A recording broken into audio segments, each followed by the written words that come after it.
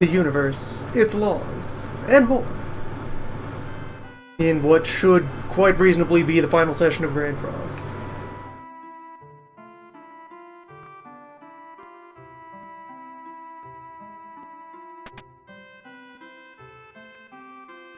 Picking up immediately after Fork Tower, here deep in the Third World, and really, this team is ready to go into the Void. I've located all of the tools I feel would be necessary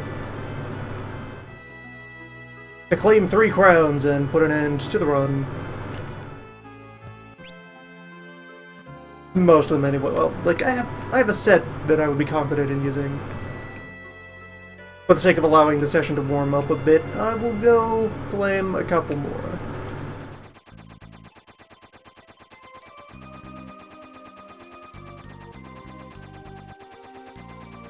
For example, music. Carbon? Yes.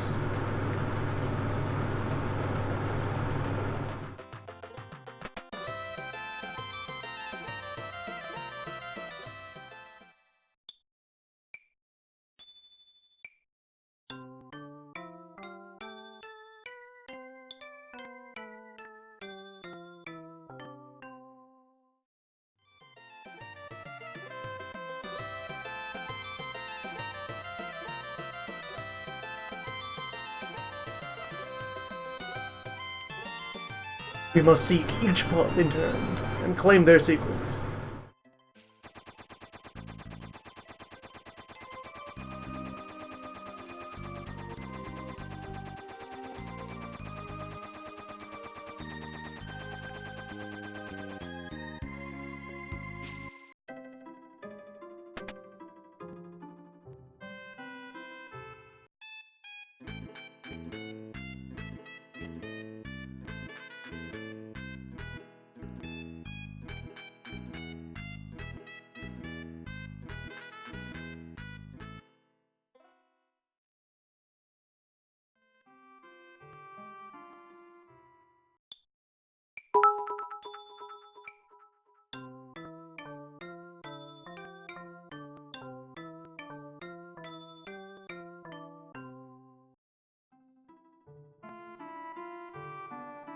I have calmed the robot with respect to bids.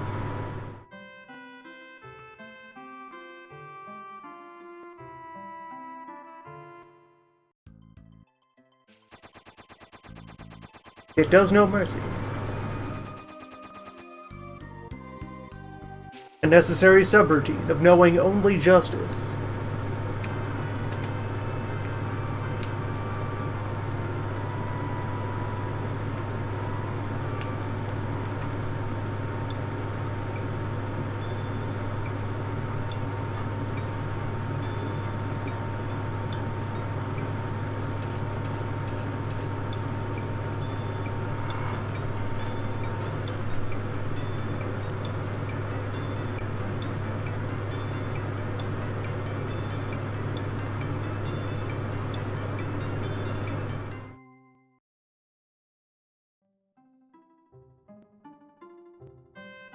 You got better at interrupting the fan noise. Or perhaps the fan noise is itself a vital ingredient in conducting piano. Also, it occurs to me that I need to visit this child.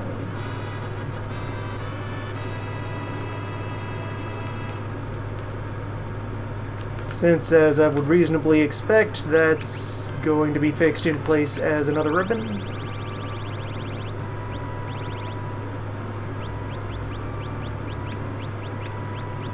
Yes, we have 2 of ribbons.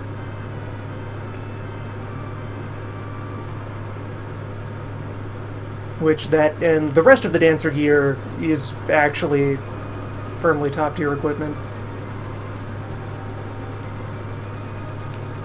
it is competitive with the other World 3 stuff when it comes to building sets.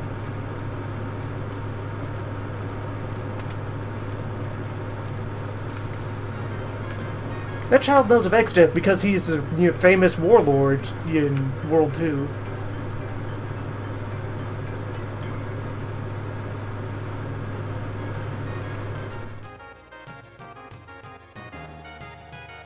The Great Wizard Exdeath. The guy with the meat fortress.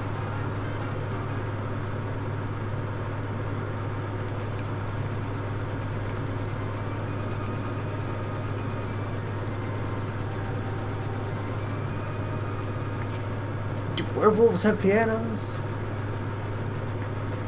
No, werewolves do not have a pub.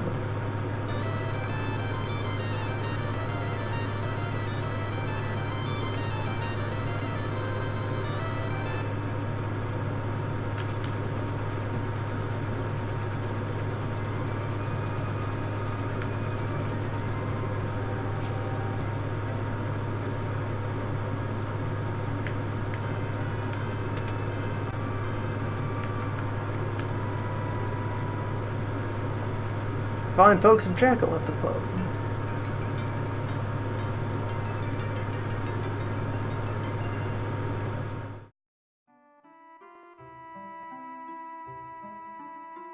And yeah, this deep into the game, kind of a structural thing about randomizers is they will eventually converge on normal as you get more things. It'll run out of things that you could be receiving. I did Mirage Piano already.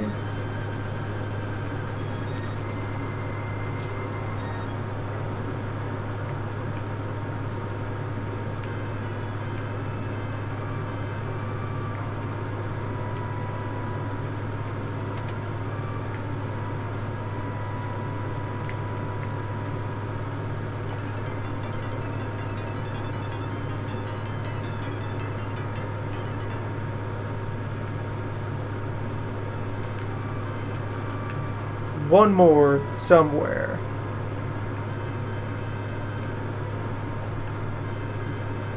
Which box have I not checked?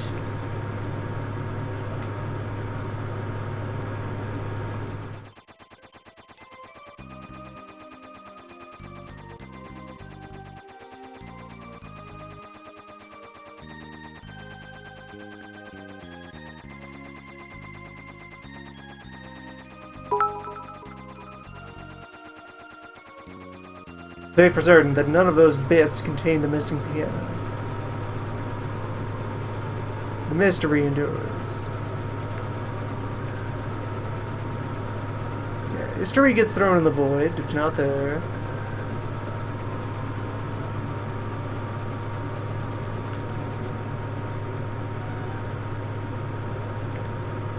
I did Karnak.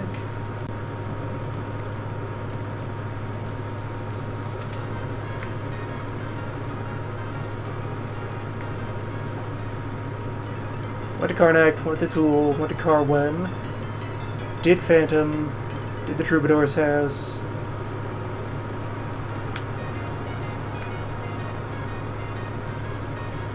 Waltz itself has a piano. No, yeah, does it?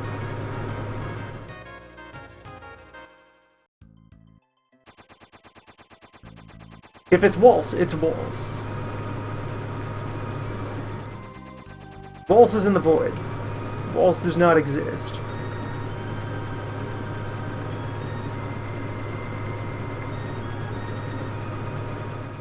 Been here.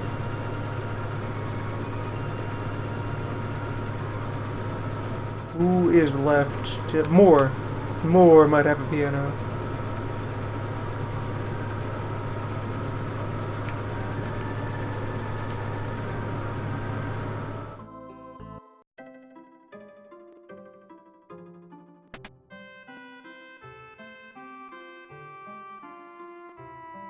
There we go.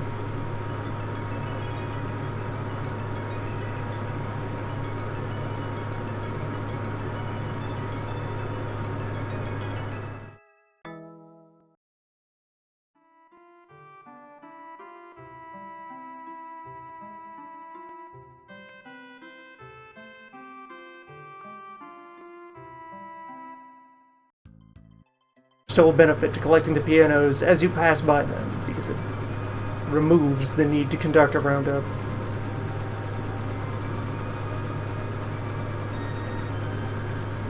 I touched the wrong void. Let's just walk that back up.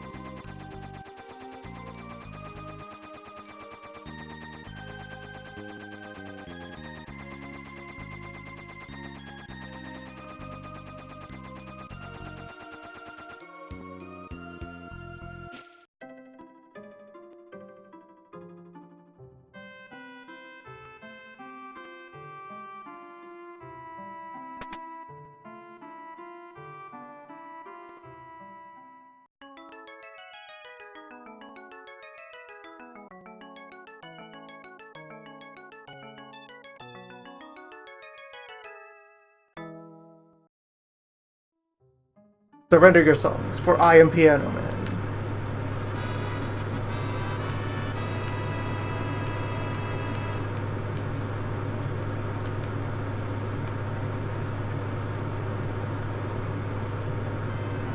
Powerful stuff.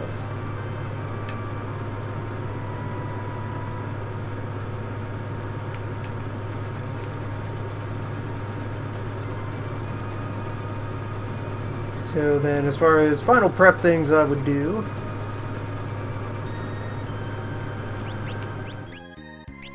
go tame a stingray.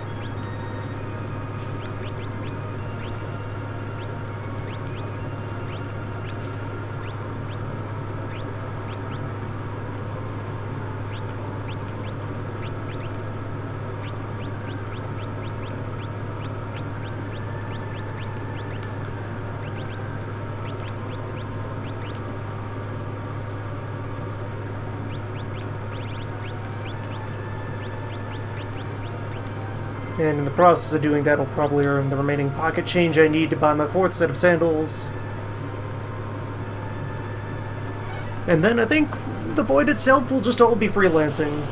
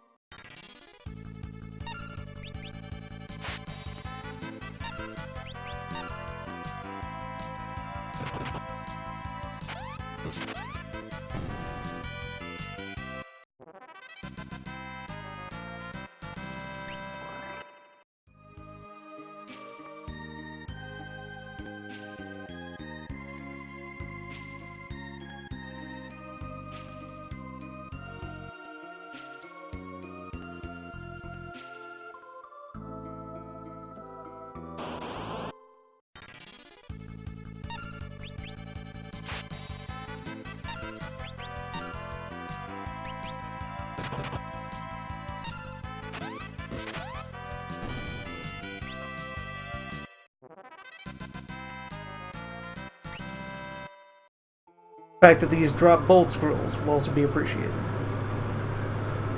Those do plenty of work.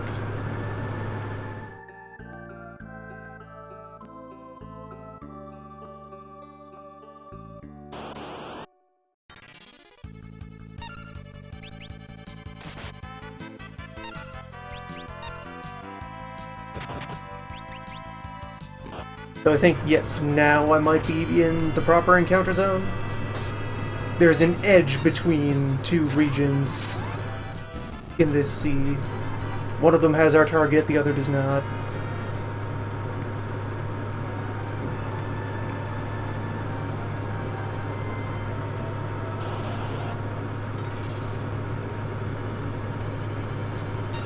I can go confirm via the documentation.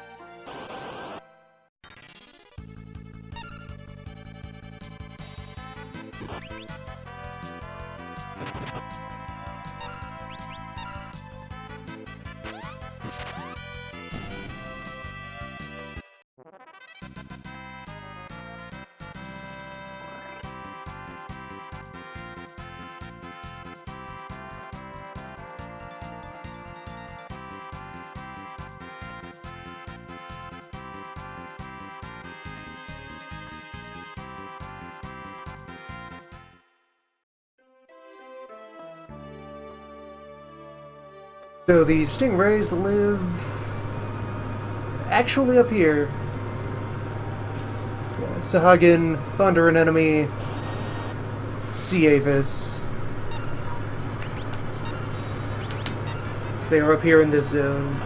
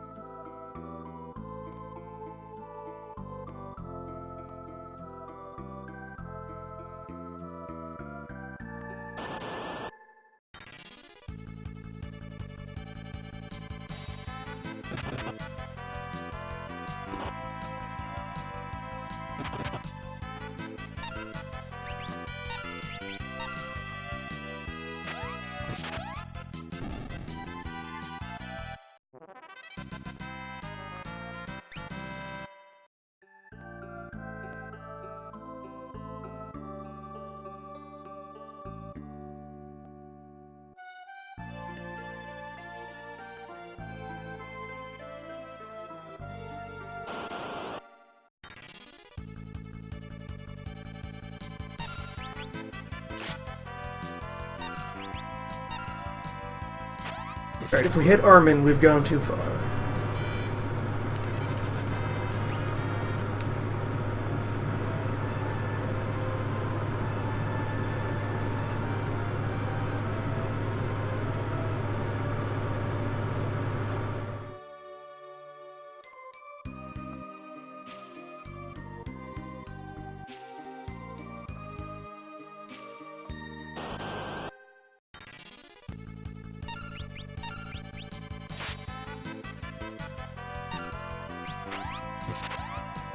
Stingray is the 1 in 16 encounter in this zone.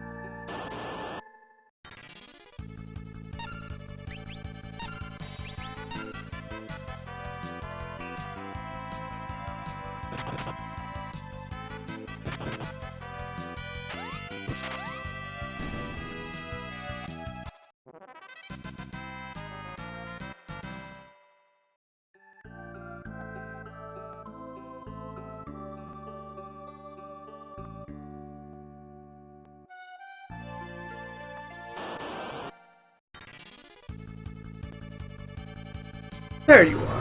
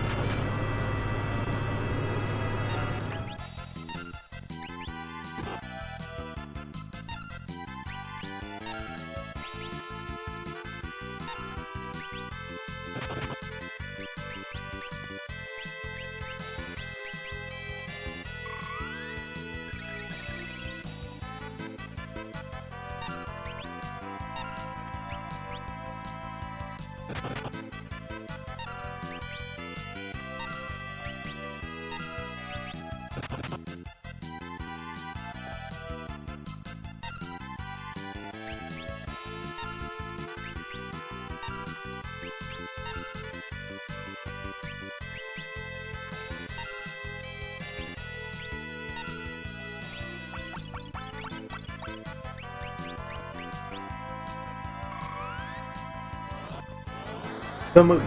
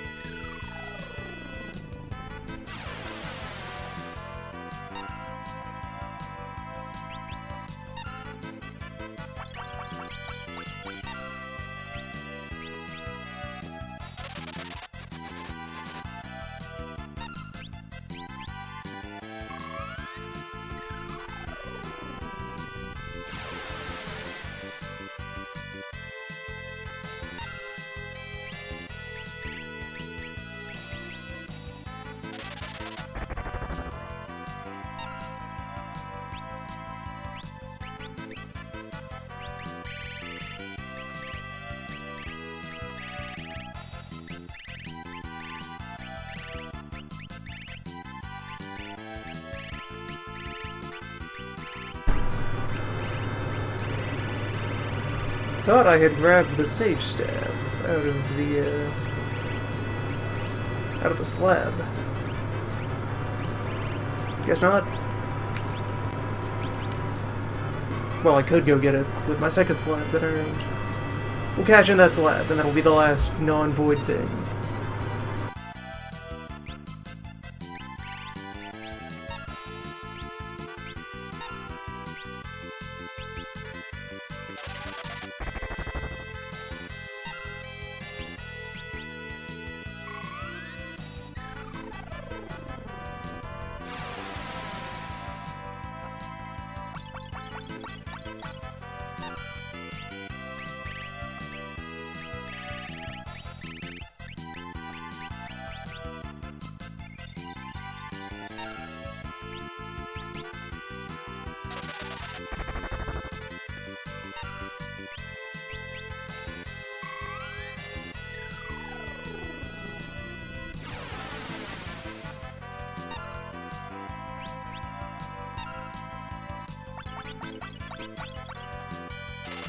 Stingray is a notably durable creature.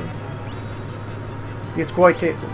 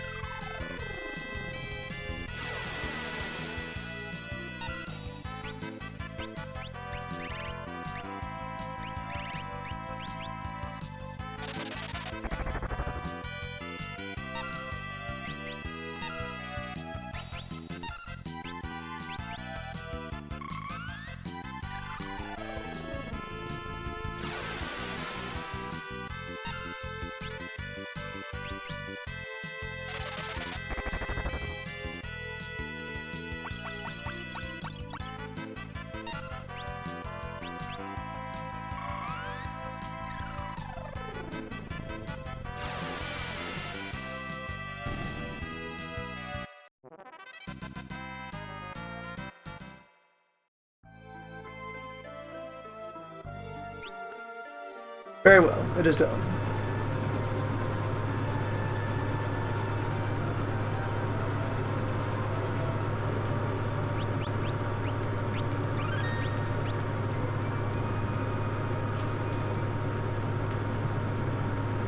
Let's go crack open that seal.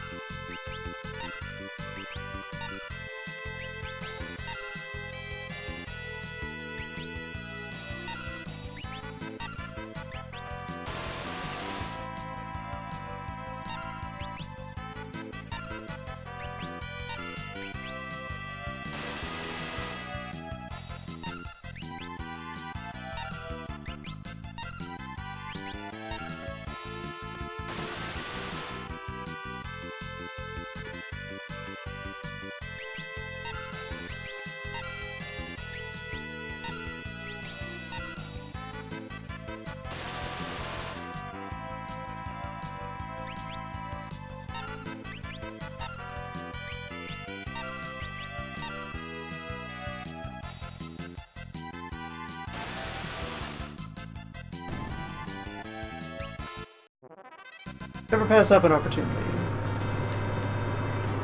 Make a shield dragon. Self-immolate.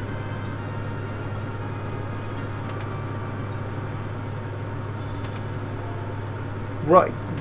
Reverse direction through that door.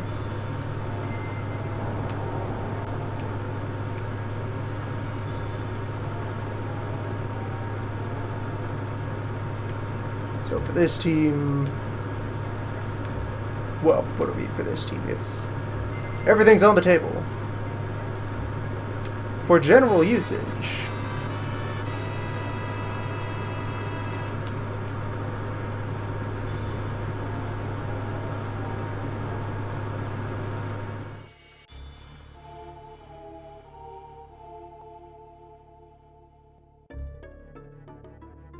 So I took the first time Assassin Knife,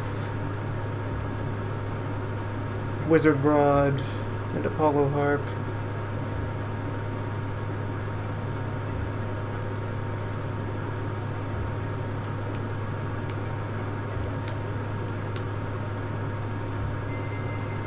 Yeah, thinking Masamune and Excalibur.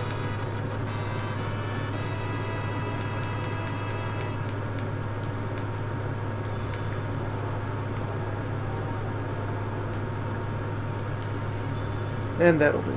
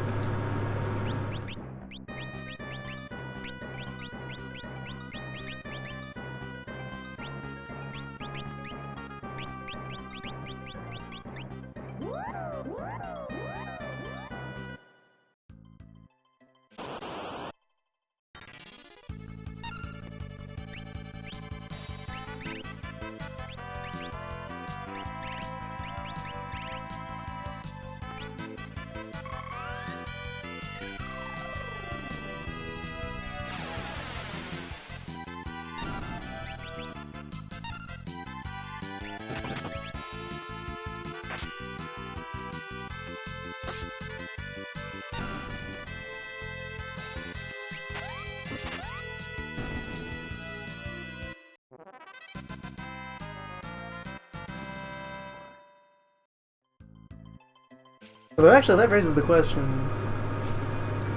I haven't found dual wield as a skill laying around anywhere.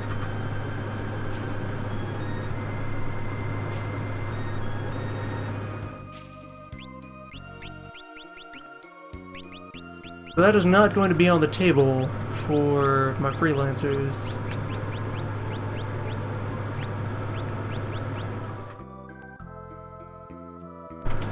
Nice to see Summon 5 laying around.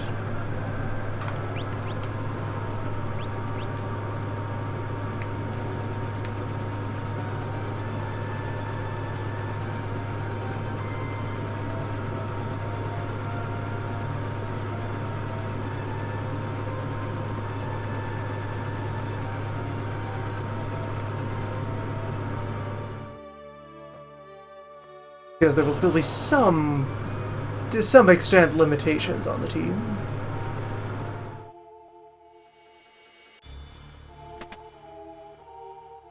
I have located a representative sample of the endgame tools, I just don't have comprehensive access to the standard combos.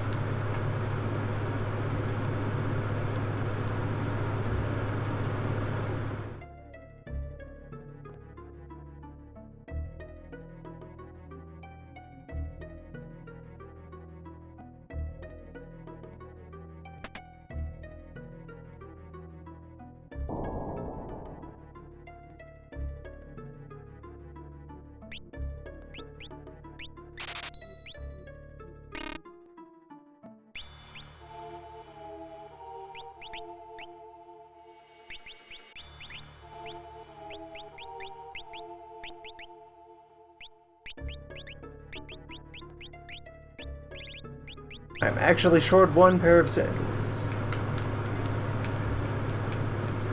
Let's see, what am I willing to liquidate here?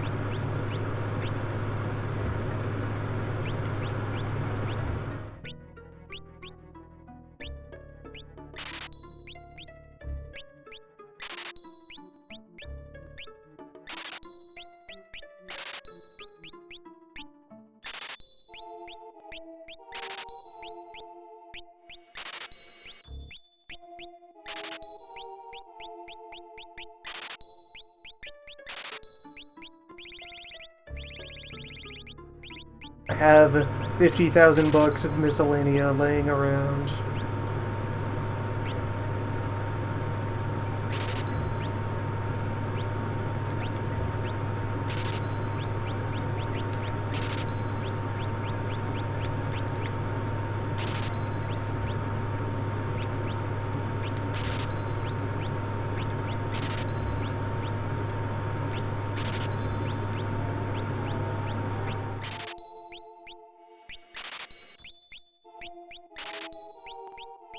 Promising so far.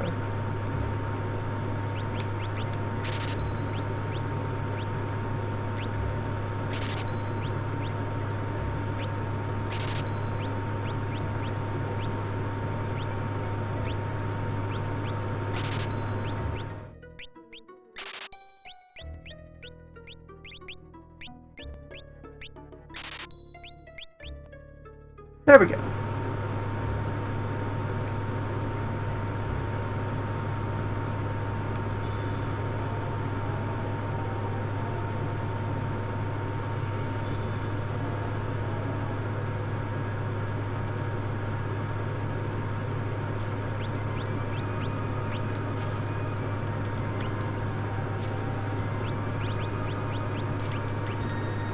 So with that settled, let's review.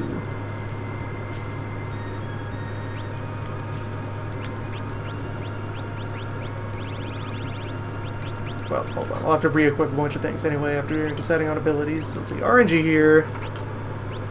Escape, Dragon Sword, Smoke, Sword Slap, Summon, Conceal Terrain, White 5, Black 1, Time 5, Coal 2, Blue,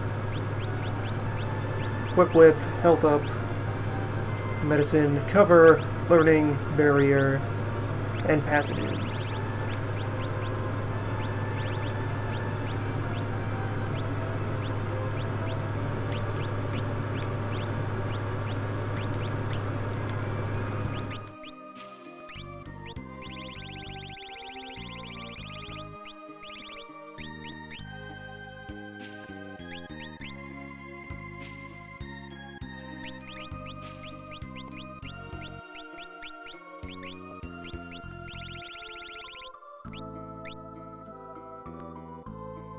Yeah, looks serviceable.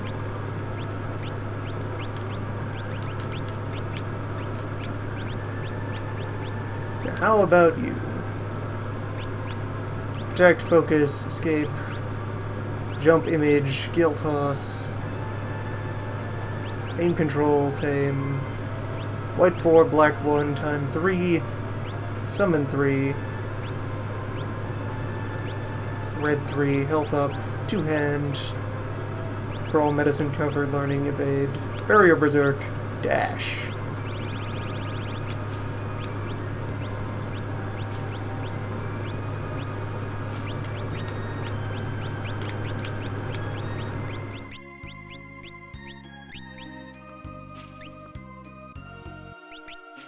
For now, let's give you some, yeah, especially Masamune and Escape side by side. I can now just disregard whichever encounters I feel like. Good stuff. Now, how about you? Chakra, Escape Smoke, Image, Animal Friends, Aim, Scan, Mix, Drink, well, obviously, Mix. Drain, Flirt, Dance, Spellblade 3. White 4, black 4, time 5. Summon 3, red 1. Blue. And a couple of pets. Give you a blue for now. Everyone gets around with the Thornlet.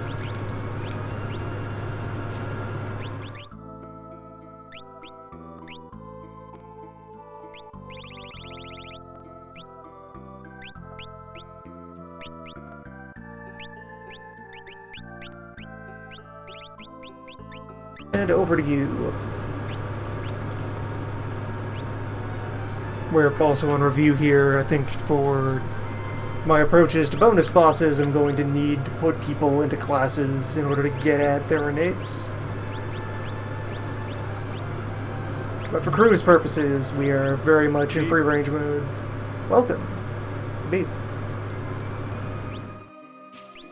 Focus, escape, steal.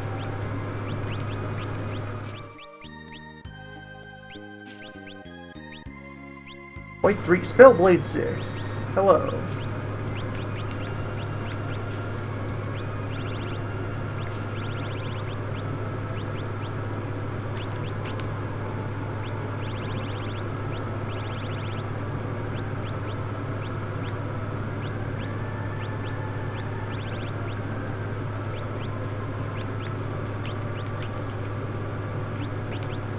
Then with focus, that means here's my chicken knife delivery vehicle.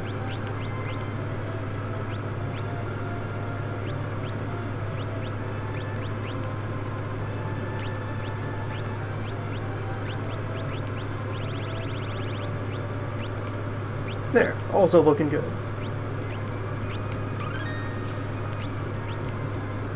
Just 4 heroes.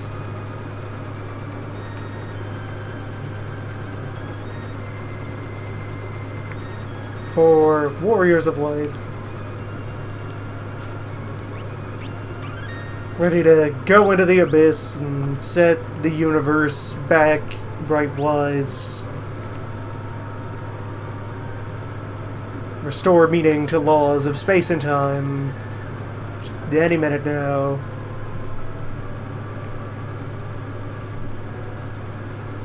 Shortly.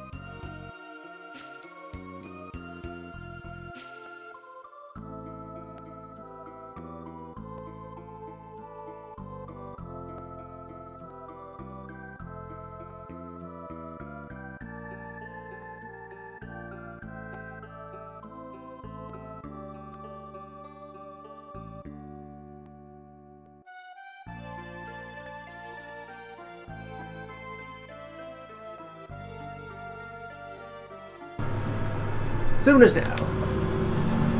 Into the abyss.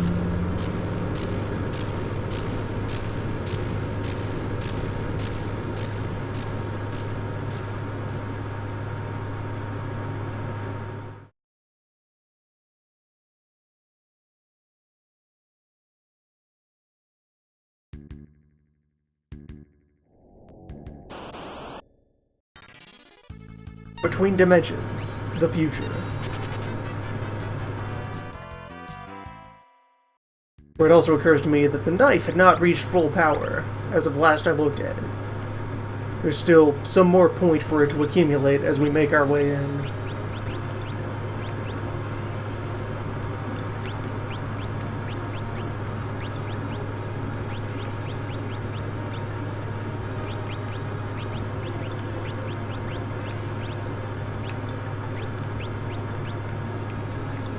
Ribbons are good.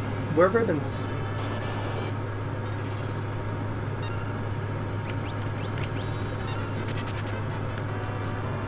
Farewell, noble land crawler.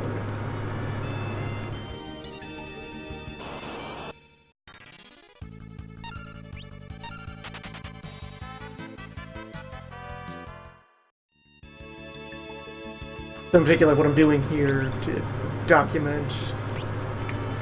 Right, as the other character pointed at the wrong person. So the Masamune here has a passive feature that if you are holding it, you go first in any fight. Always. Your just time bar gets set to full immediately. You always win initiative and get the first action. If you use it as an item, it will cast haste.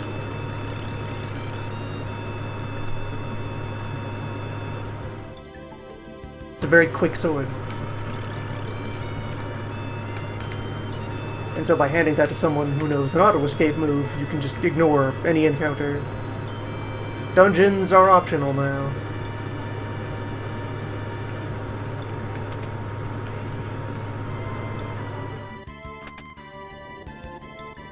We'll scrape up all these chests just to check for any interesting...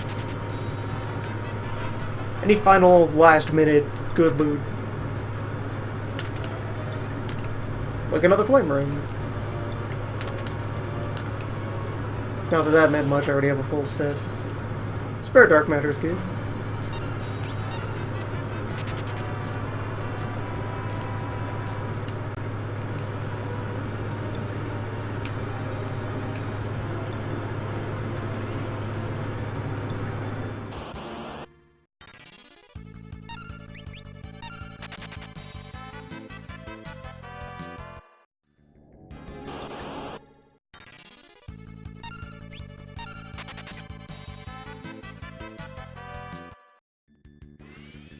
Right, I didn't stop at an inn after doing the class rearrange, so characters are not at their much larger health totals from their combined attributes.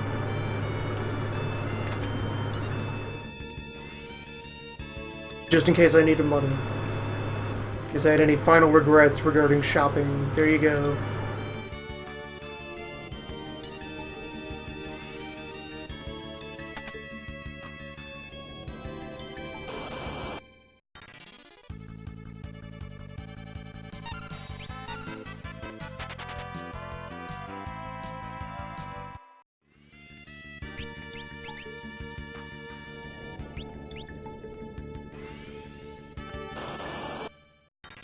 Suit.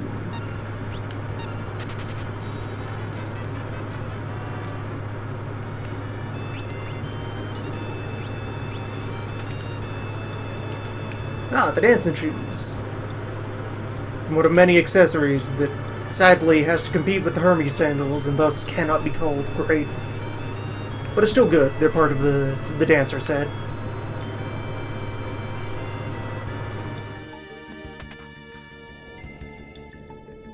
Dancer exclusive, powerful numbers, might resist something.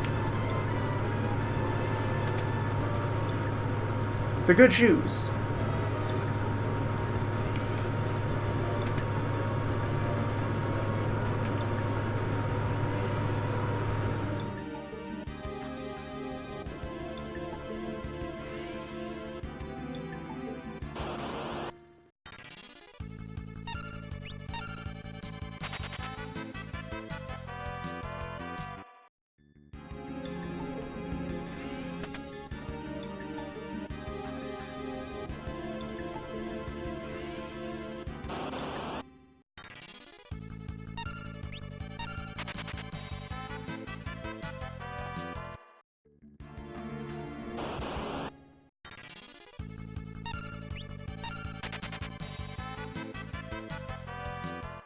If I were interested in larger numbers, this, I think, is the best segment of the Void to grind in for most parties. Every part of the Void provides plenty of numbers, though if you go in too deep, it stops giving you experience. Just gives you AP and cash. Ah, another ribbon.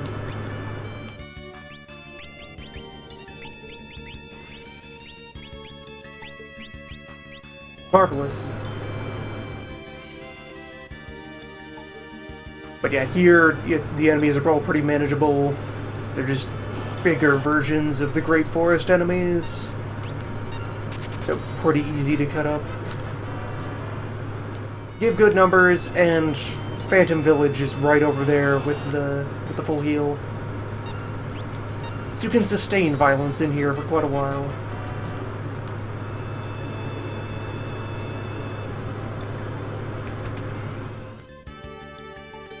Helpful probing.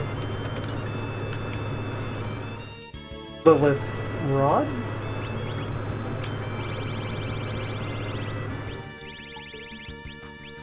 Yes, Lilith Rod.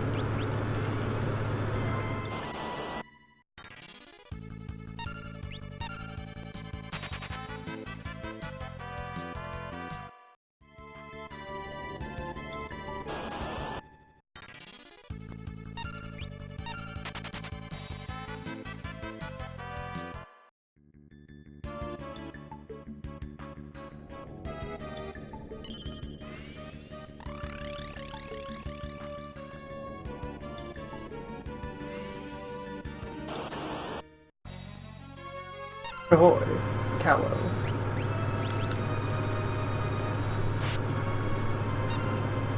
Or rather, Karf.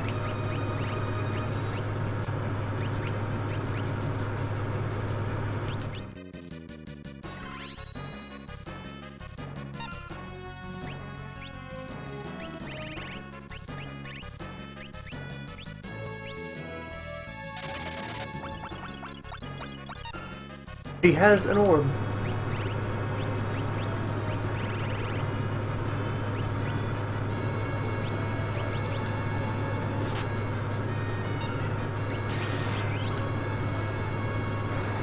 When struck, she will drain.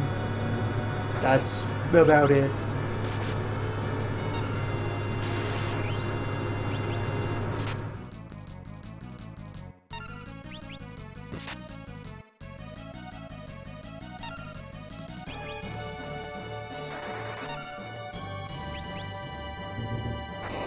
If struck with magic, she will reflect.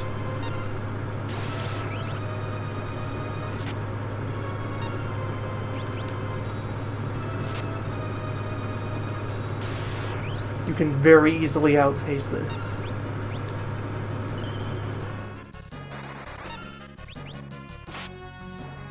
And eventually she'll just reflect anyway. This is not a boss with a particularly demanding mechanic. You just go.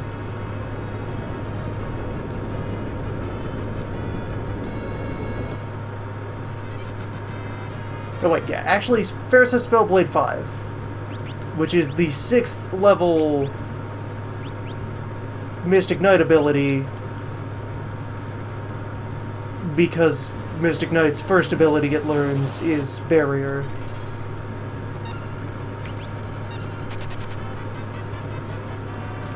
That's just how it goes.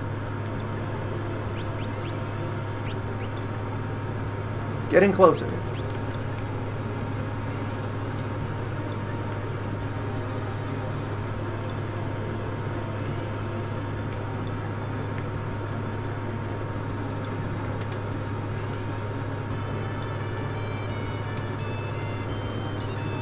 And getting closer.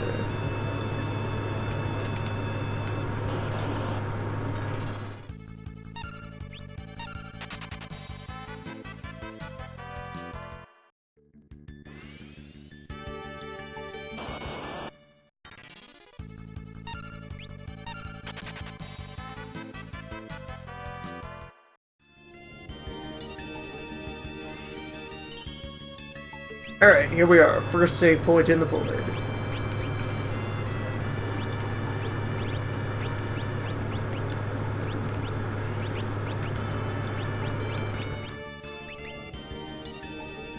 for which I must conduct some arrangements.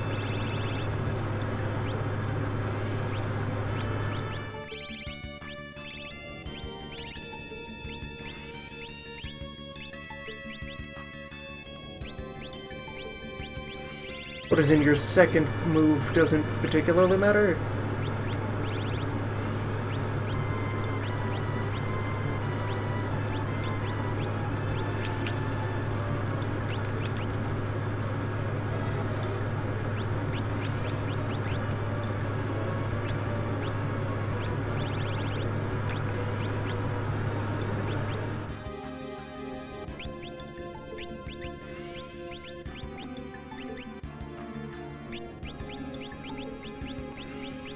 Important is that for our next trick we need the power of song.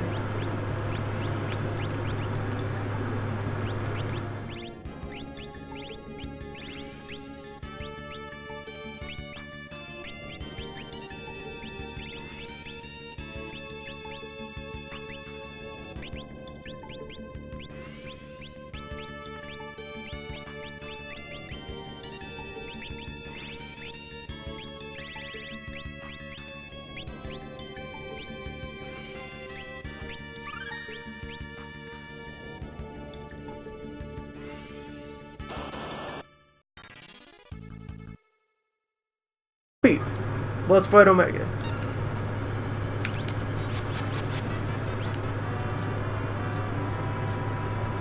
Okay, attempt 1. Faster than expected.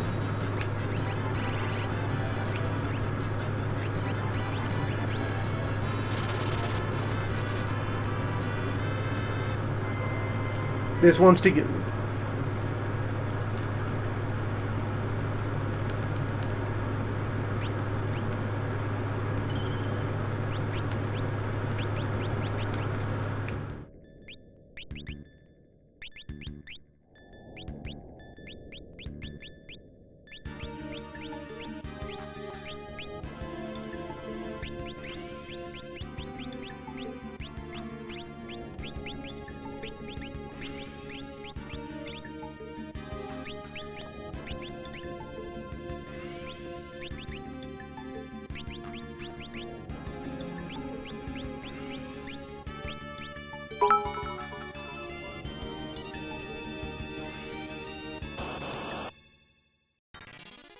Appreciable bits.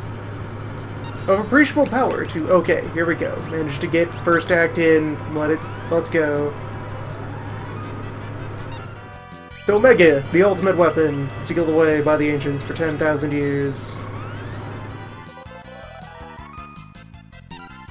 Unstoppable, perfect, immortal killing machine.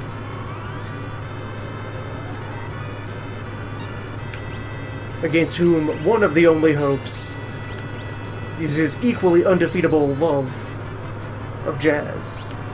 Or, who knows, it's unclear what genre the bards might work in.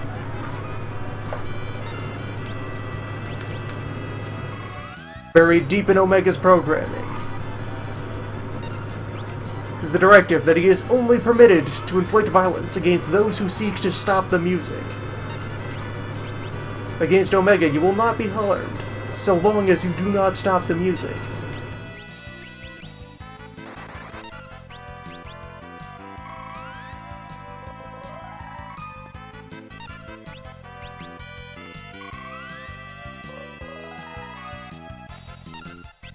Thus, let the music begin, and continue, and repeat for as long as necessary.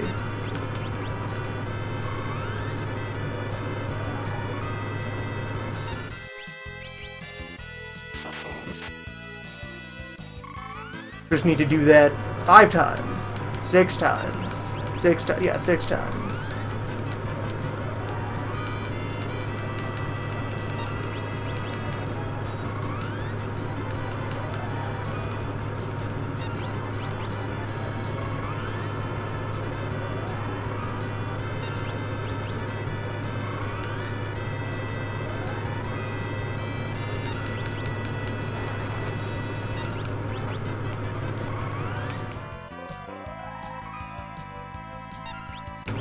With a focused Thundraga chicken knife, I am able to hit damage cap against him.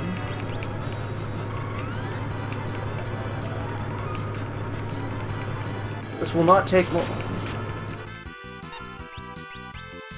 But if the bards falter for even a moment, without a second thought, all life will cease.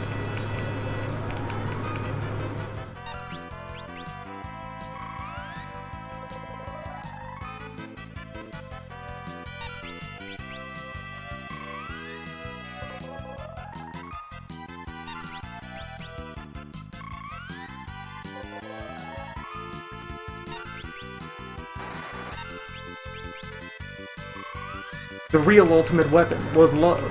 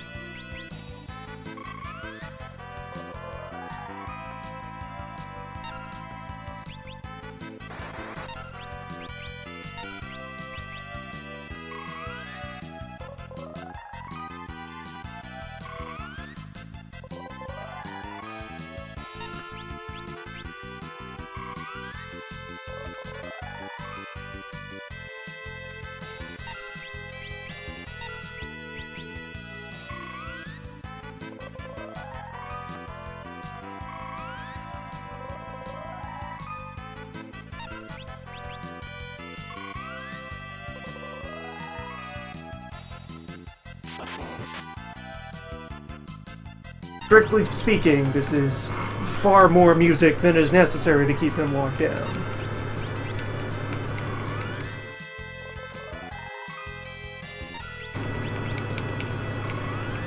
Two hasted bards, appropriately paced apart,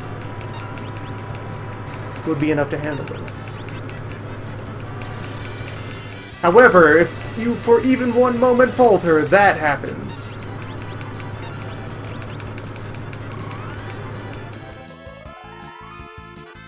Under no circumstances permit the music to cease.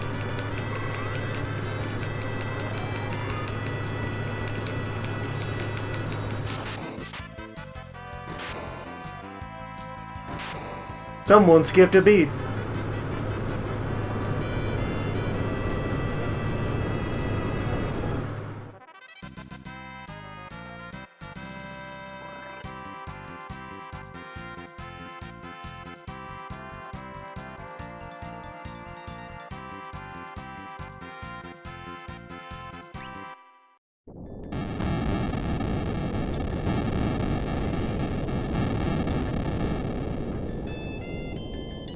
The first round.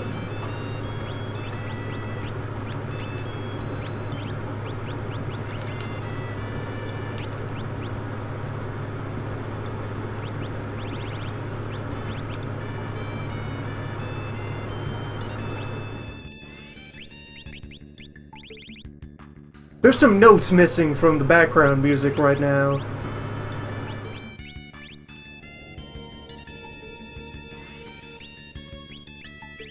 Concerning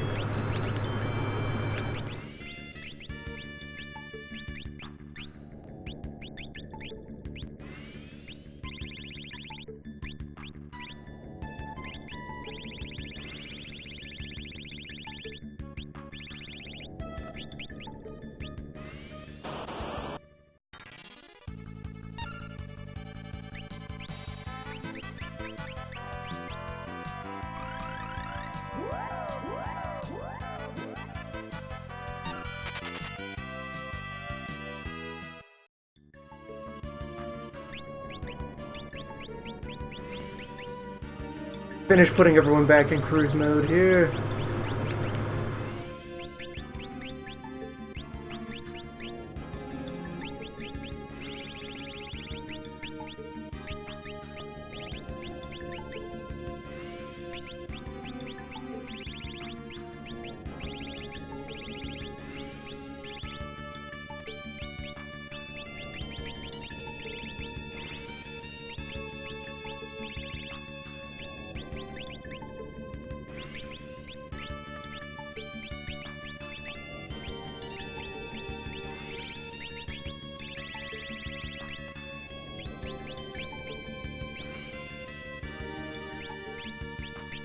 You know what? Am I sure?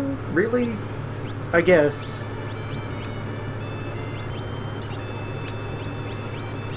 Fair enough. It would appear. I mean, the Enhancer is an endgame sword. It's just kind of on the boring end of endgame weaponry. Just a magic blade, I guess.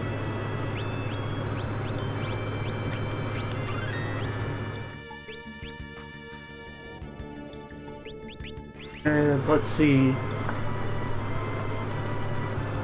13 points of cowardice remain. We have achieved nearly full fear.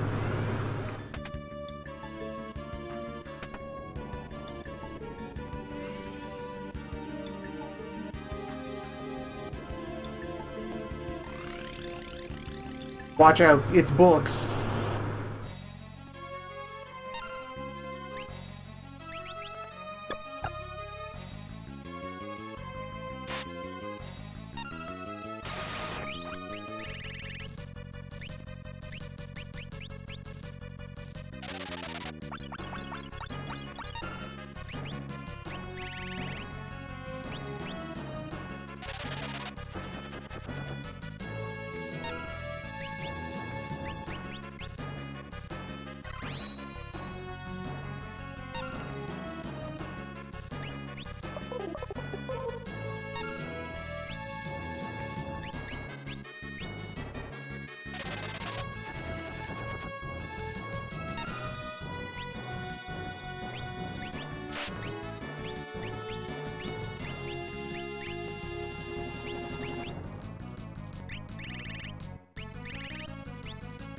Nah, I'm good.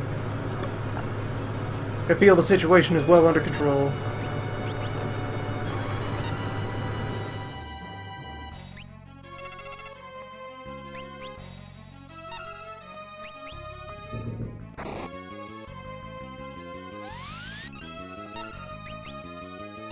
Chicken Spellblade. It's a vehicle for solving problems. It is a key which fits many locks.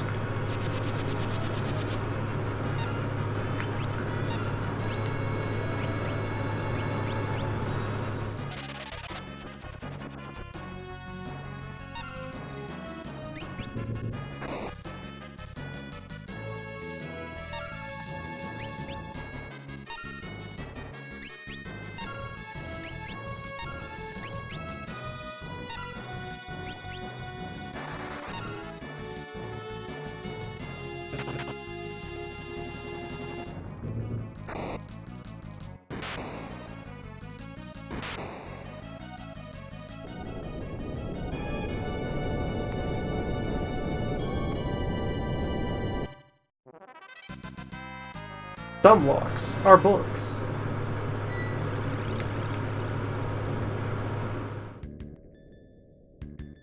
We arrive on Castle Lair of the Void.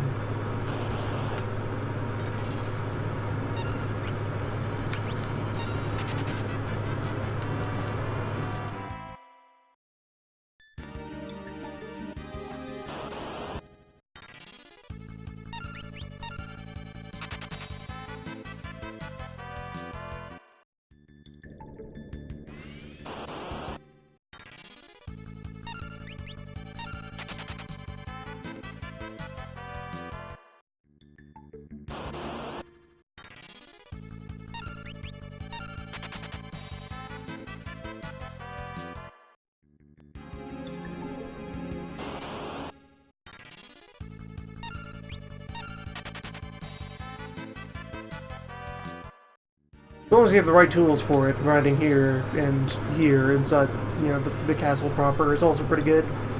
Plenty of numbers here.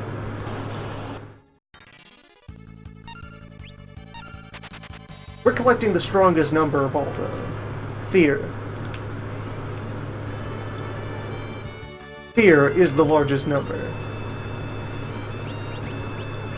Giants. Giant's axe.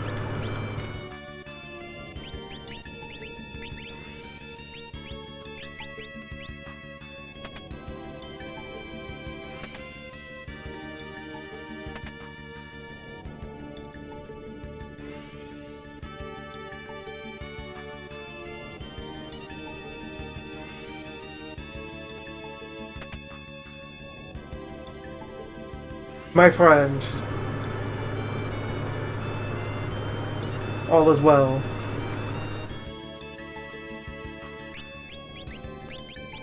The run is confirmed.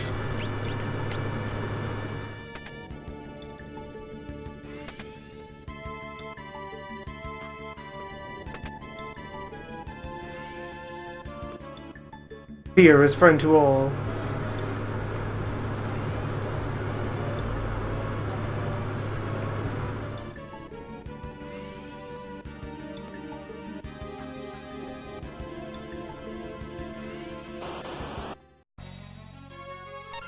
Hello, Azul, also known as Apocalypse, also known as the trick is you teach him to destroy himself. Or you could just fight him regular-wise if you want. You can sit back and relax, and the idea is he's a blue mage. So he knows many blue spells, except a couple he doesn't, unless you just rub them against him. Now he knows the secret.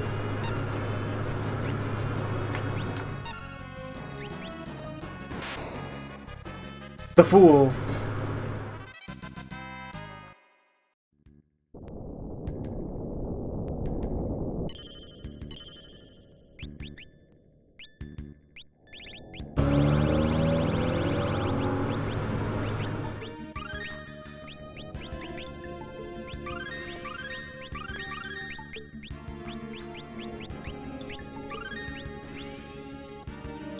Second save point of the void.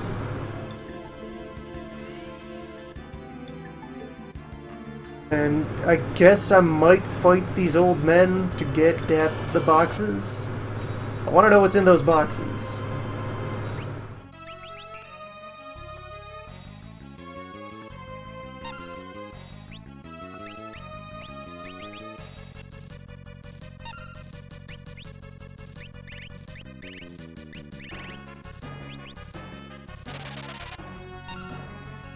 What were you vulnerable to, if anything, in particular?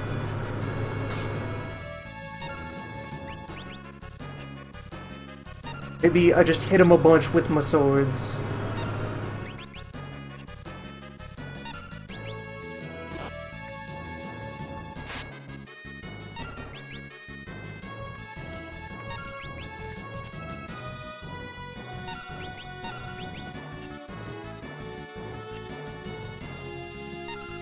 Tricky.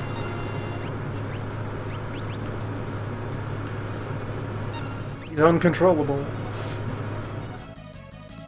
He has a move.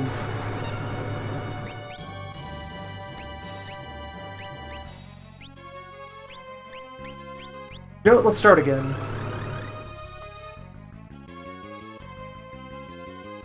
Hello for the first time.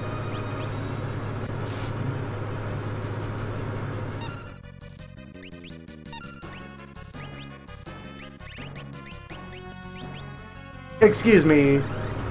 Let's start again. Good day, Mr. Arut.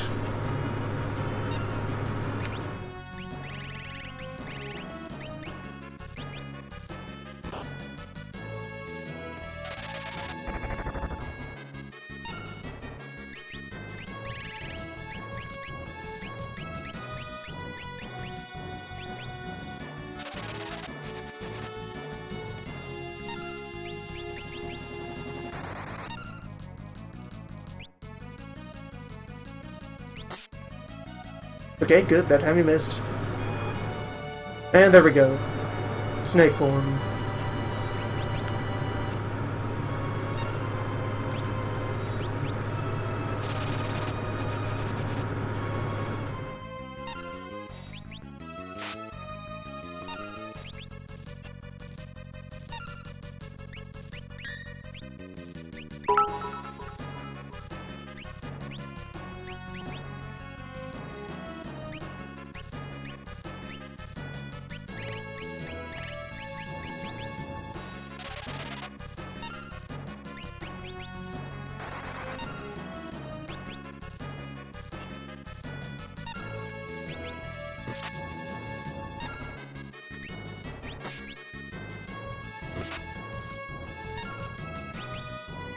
Sure, there was a move for this.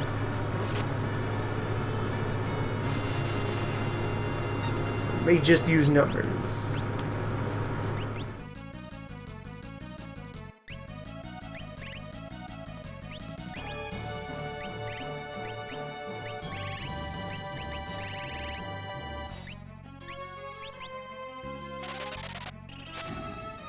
Yeah, there we go. You're not heavy.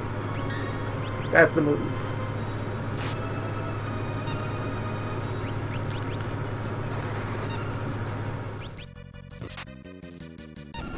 You just do still have some spell evade. And you drop Dragon Fangs. Okay, we're destroying every one of these old men.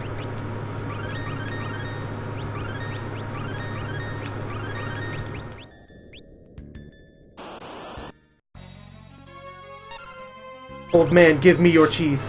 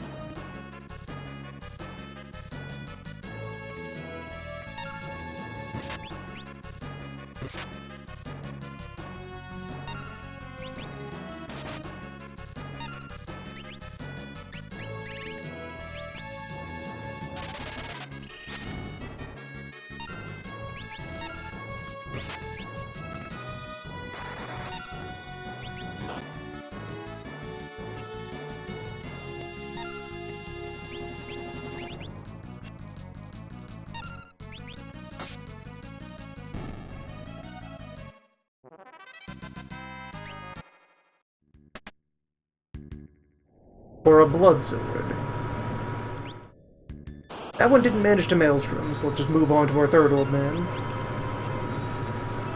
Normally this prison contains a full set of dancer gear, which raises its share of questions.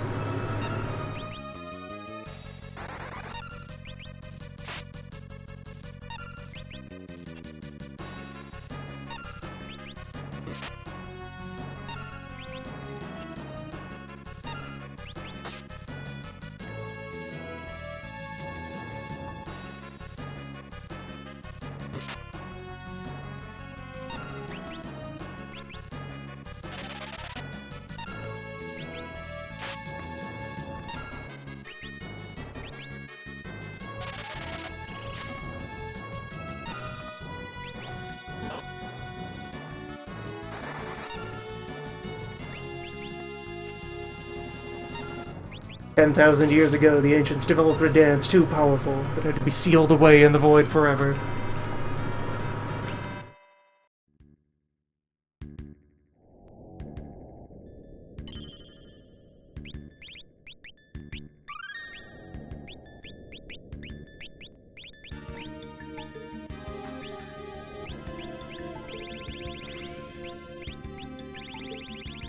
I had one wall ring, didn't I?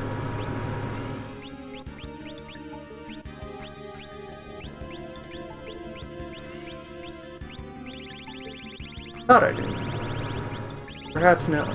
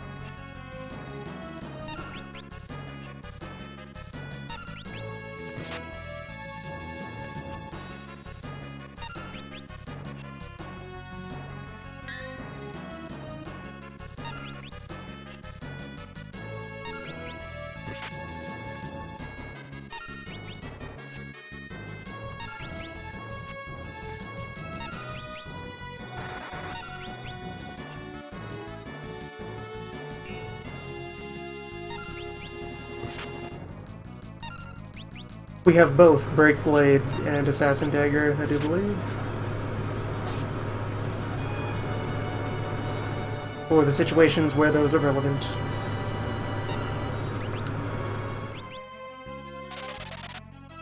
Which might be now, I'm not sure if this thing has separate resistance to petrification.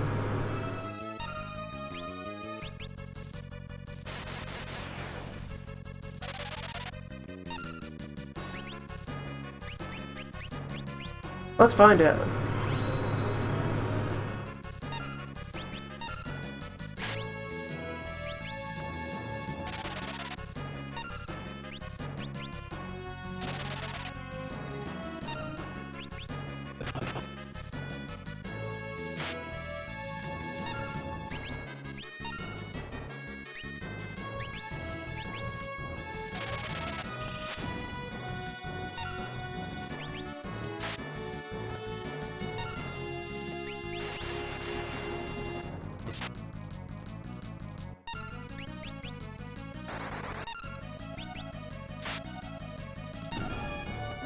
Or not, as we defeat the opponent through conventional means.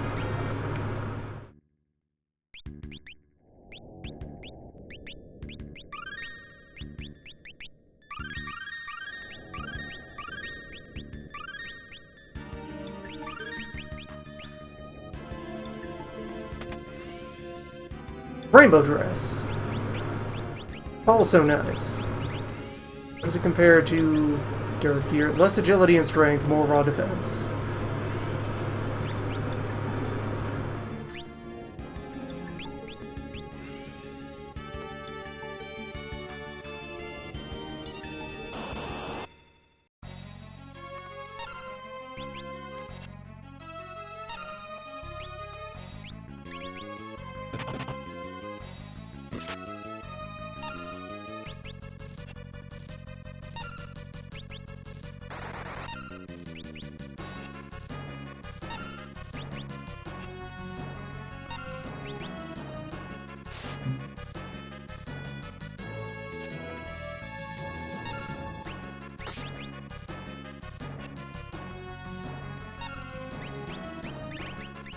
So, once again, disagree with your approach to things.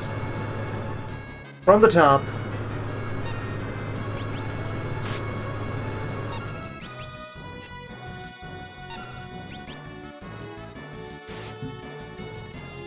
Sir.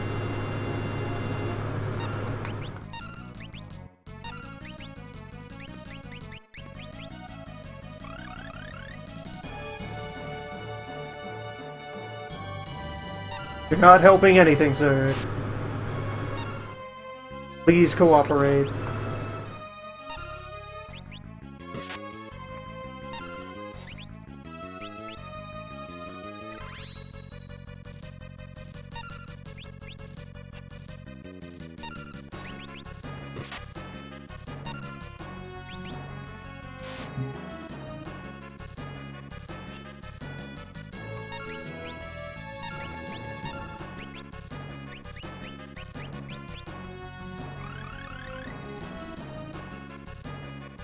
Old man.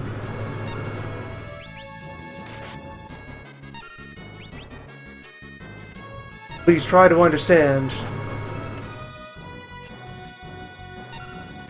There is no universe where you prevent me from acquiring your teeth.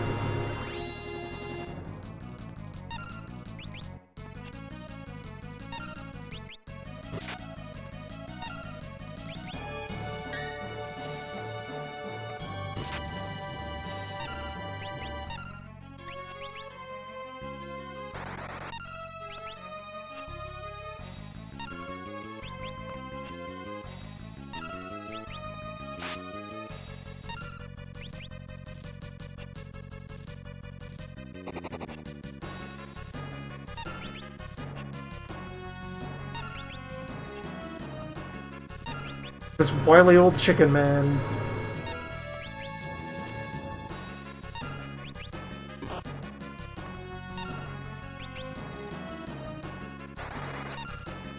Powerful Snurb hiding under an old man coat. Just a reverse parade float.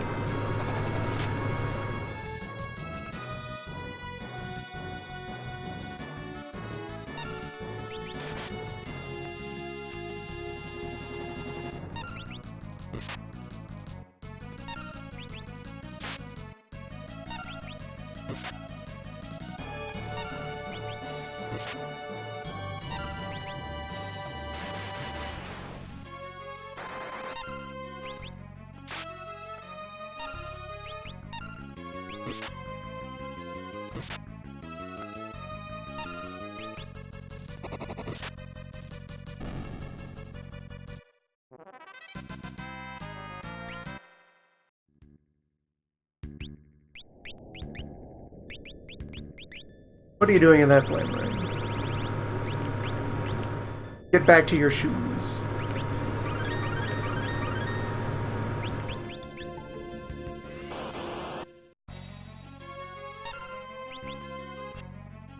The final old.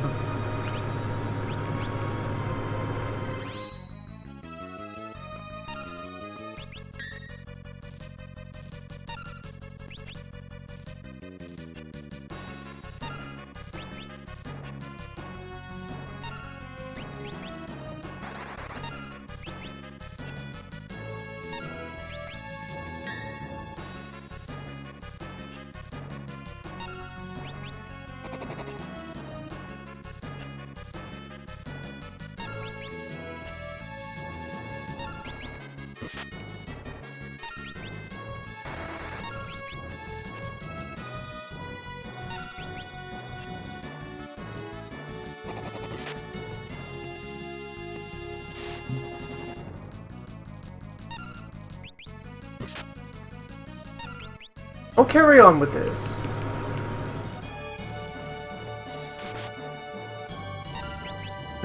These don't give any experience, so it's not like Krill is missing out on anything by ceasing. She'll be back. She'll be fine.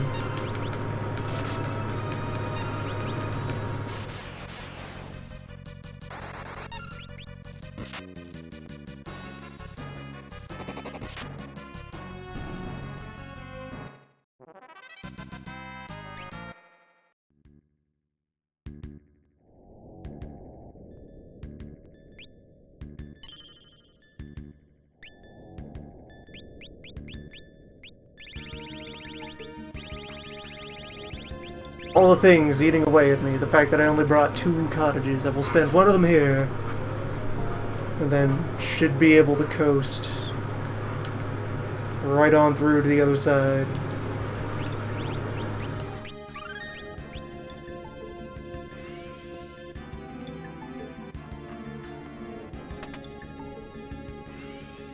Ahoy, catastrophe.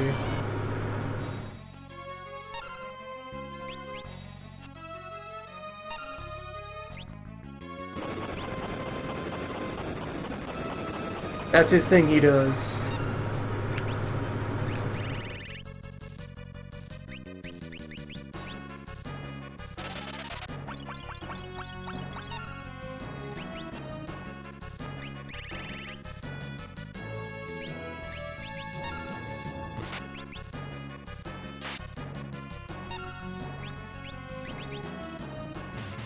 If you are hovering, he instead does this thing.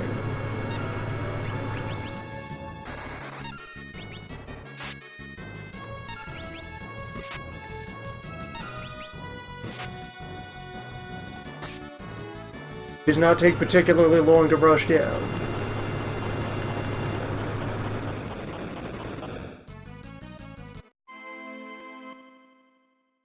But sometimes just long enough.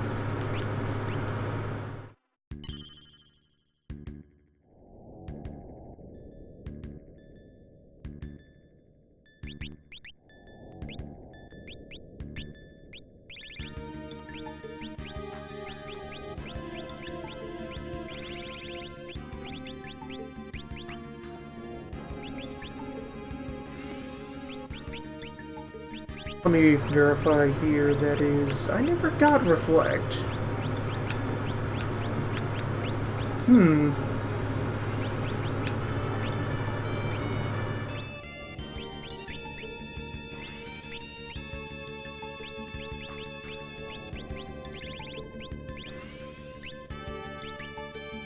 I have Bunkle. That'll do.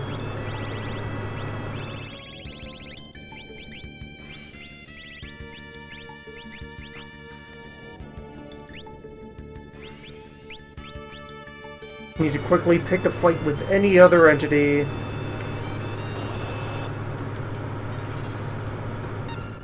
Yeah, you guys will do.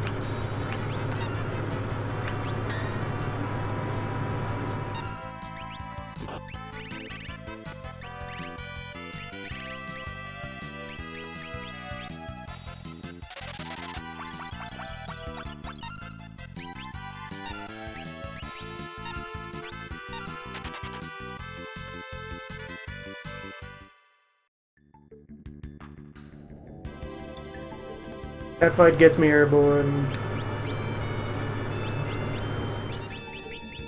And then let's see over here. Getting closer.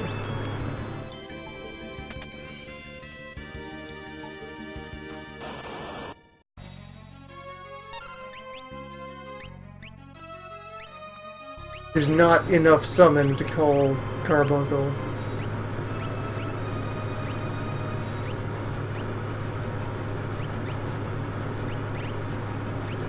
Bunkle's a 4.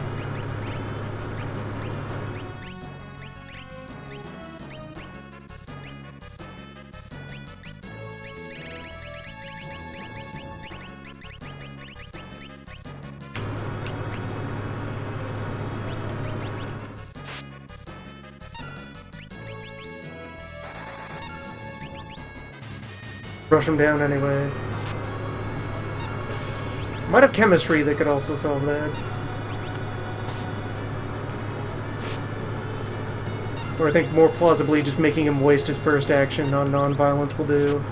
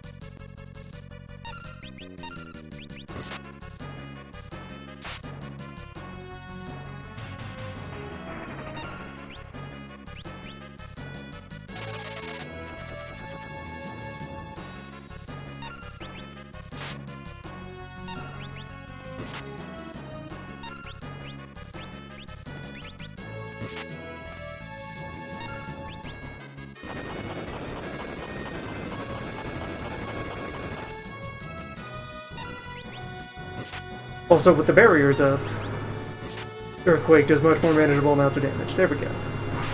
There's one of the lazier ways to fight Catastrophe.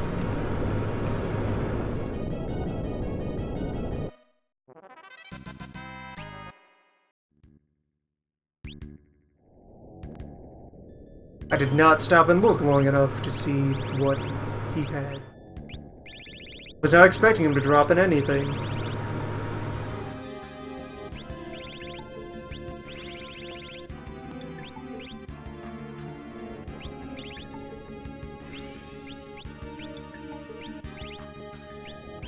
What was that?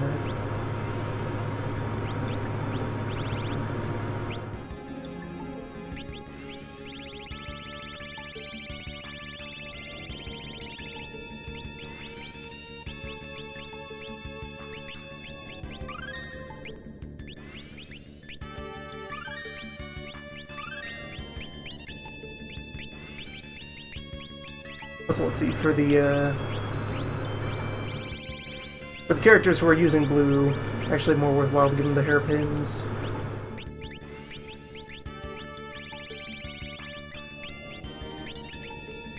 Throwing twice as many spells is, for most purposes, worth more.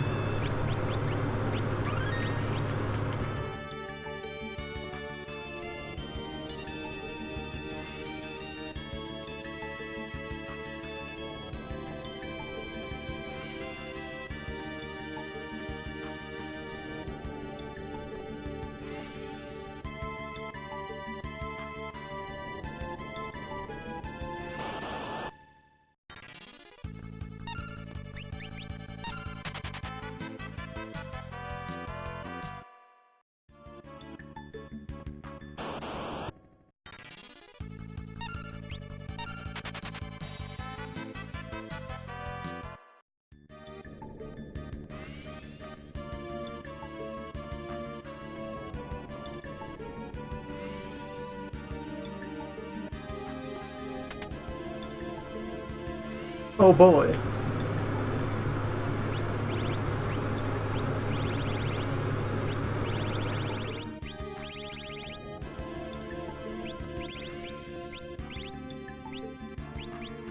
A second pair of shoes.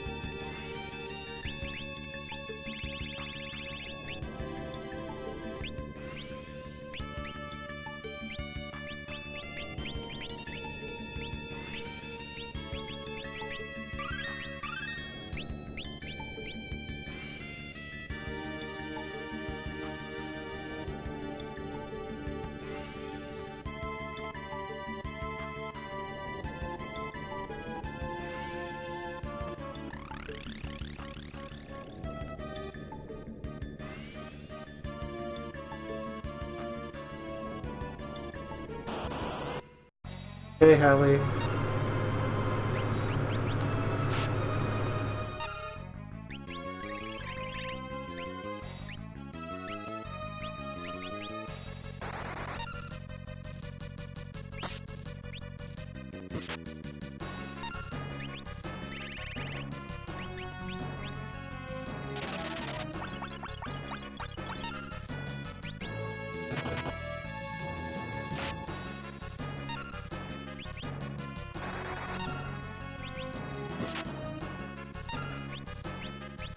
Hallie should largely amount to a rushdown as well.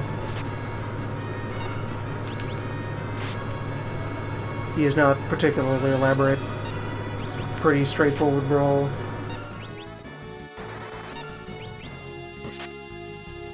Has some powerful numbers to throw around when you reach that point in the script. But then, so do we. Mostly you're supposed to be a little off guard by the initial wave of frogs. But if you know that's going to happen, you plan in advance.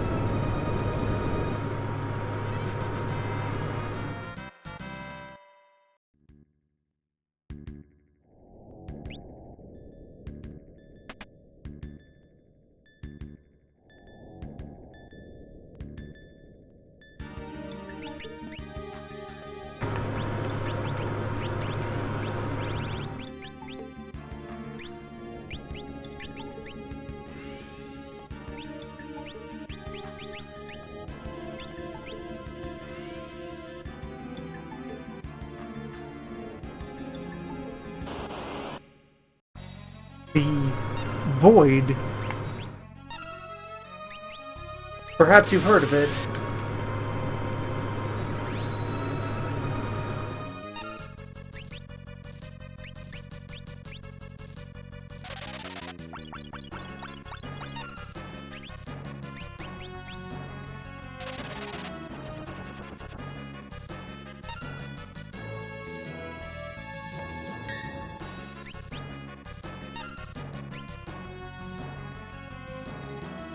Your move.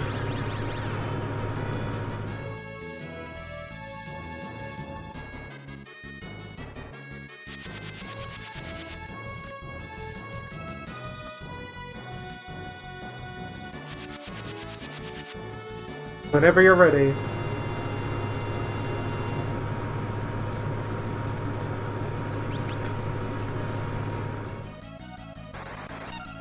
I too build power.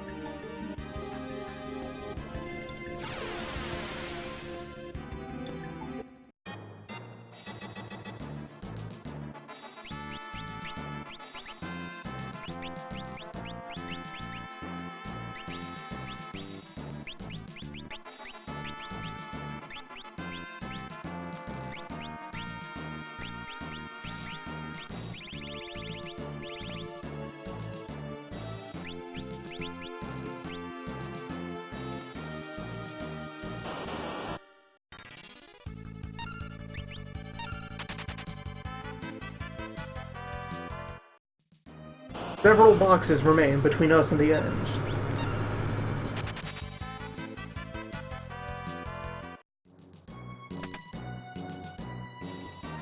Normally, most of them are Fuma Shurikens.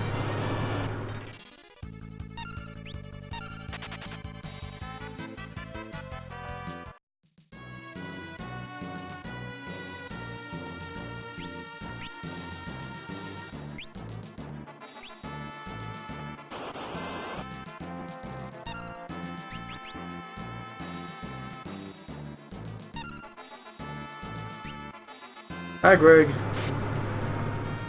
Rude.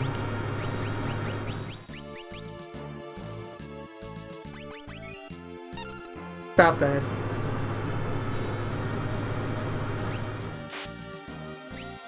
Greg!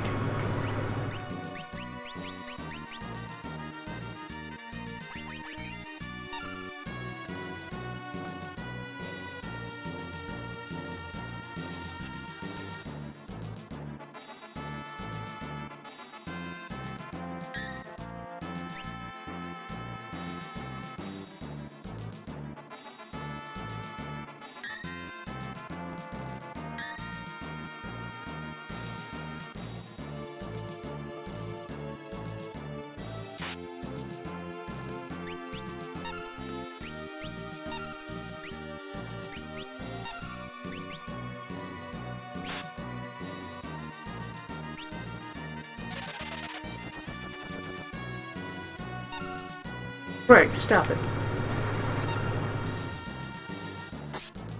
Don't.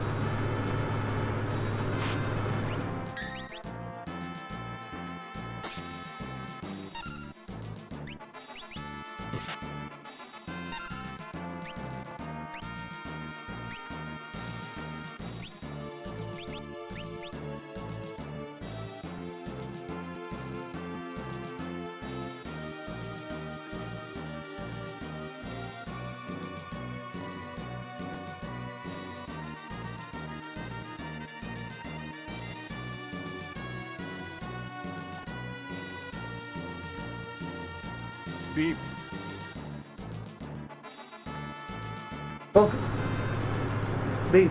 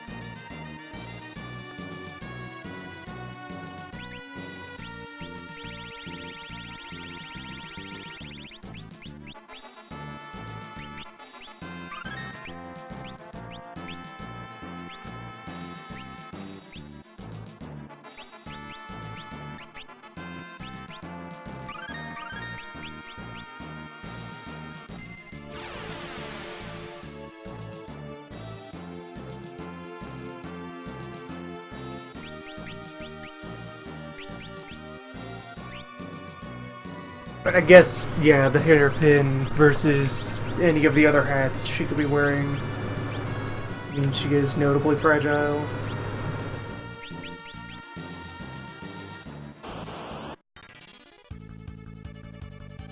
Oh, these are a rare encounter that's worth quite a bit of ability points. Farewell, tiny dots. Copy a dispel?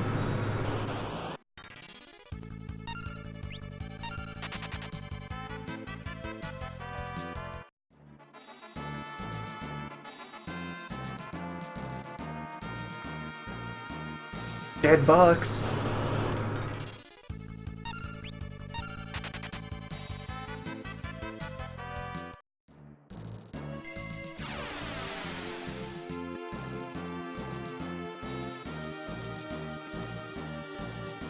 Dead box, but in a different sense of the word.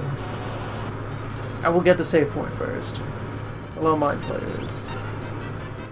Goodbye, Mind Flayers.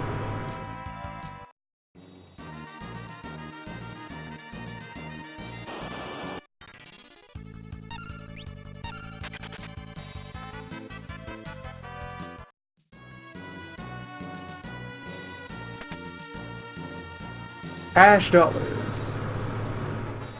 Fabulous prizes.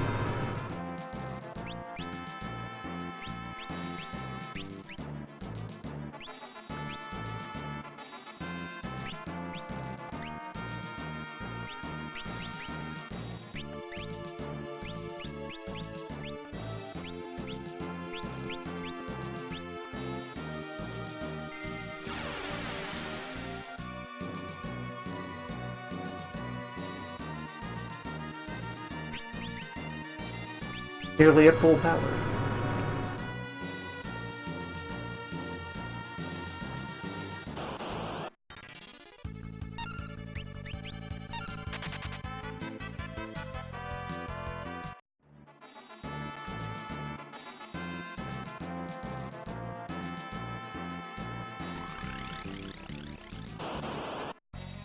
But sir, I'd like to use the light.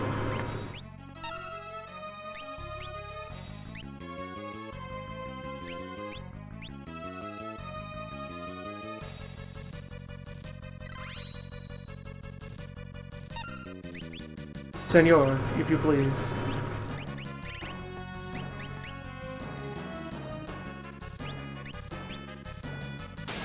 Despite your 4 barriers which render you invincible. 3 barriers which render you invincible.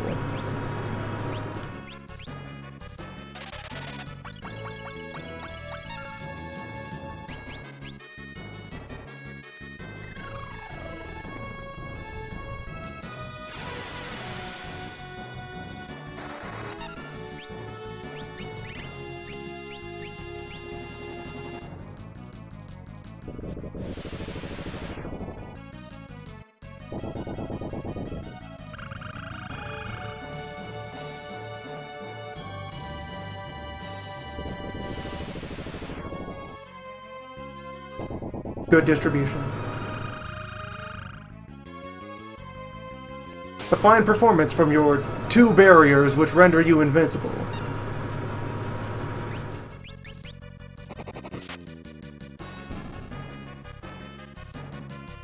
Hard to think that with just 1 barrier you've rendered yourself invincible. That's quite the accomplishment, sir. I am impressed. I'd like to know more.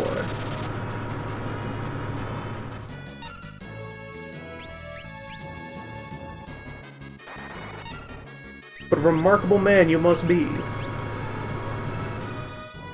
Great and storied wise men.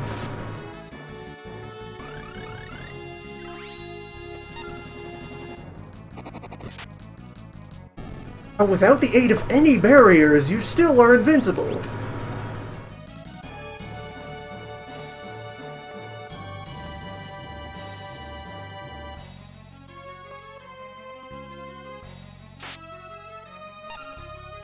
You're a real work of art, sir.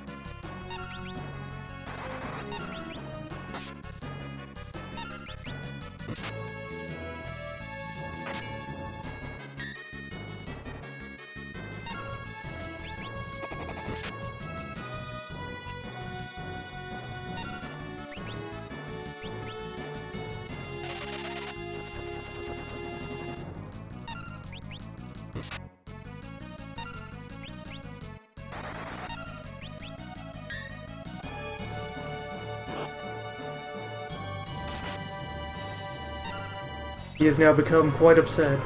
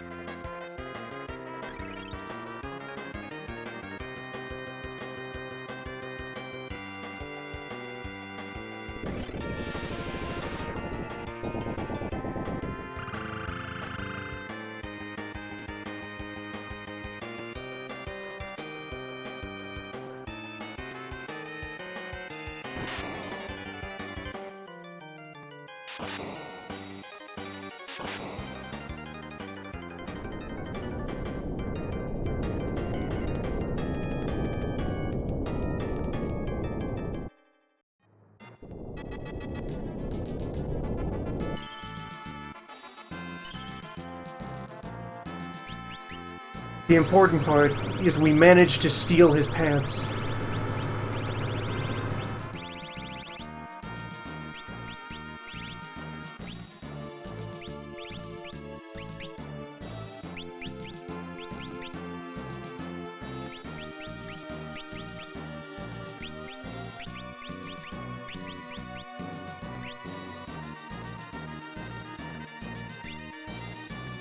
He'd have wanted it that way.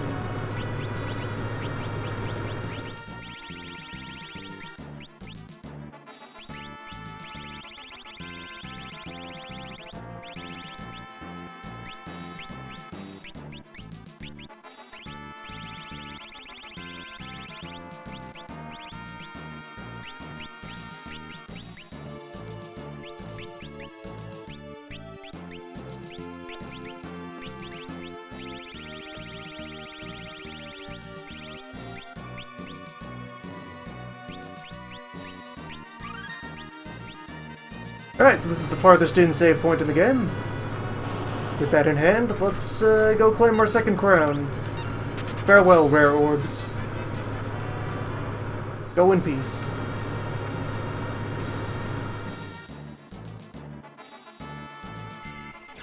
Spread word. A hero died today. Except not really. He goes on to appear in many additional games. Where the idea it's settled on is what that fight was meant to convey with his final desperation move was that he just, like, tackled Necrophobe over the edge into the abyss and then drifted through space between spaces and then eventually lands various places for his cameo appearances and promptly carries on seeking treasure. It's kind of his thing.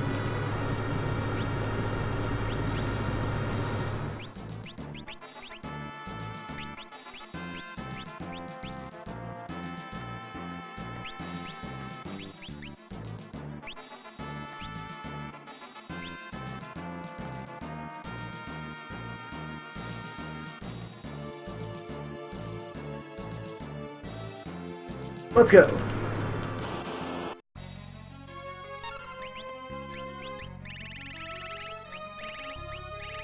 I think I can execute this in just a bit. Mission accomplished. Half. You are not the person who has the other ingredient in this ritual. However, start swinging. Because now... Okay, good. Good. Not so good. Need the follow-up. I need the second half of this. Where's the other... Team. Team, please. Also, I don't think it will help to make him angrier, since he can already do that. Come on. Just land it. Just do the thing. The thing must happen. Or else that will happen. Over and over again.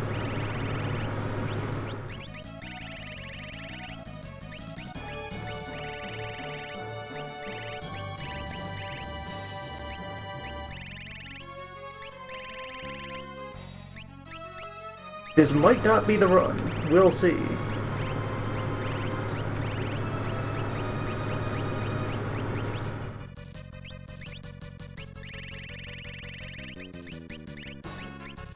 Might still be fine, depending.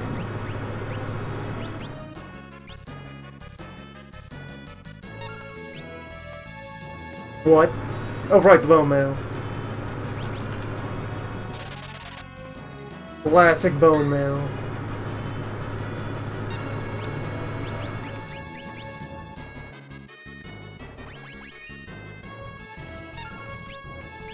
Child, please, blind this god.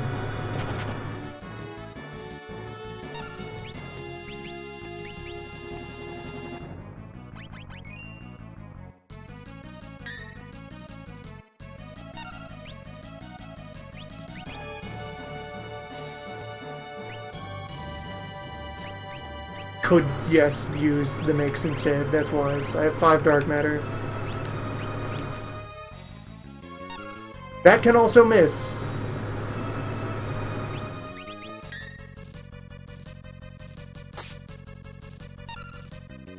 Also, that was quite risky, since that involved not doing the child. Probably, why must you test my patience so?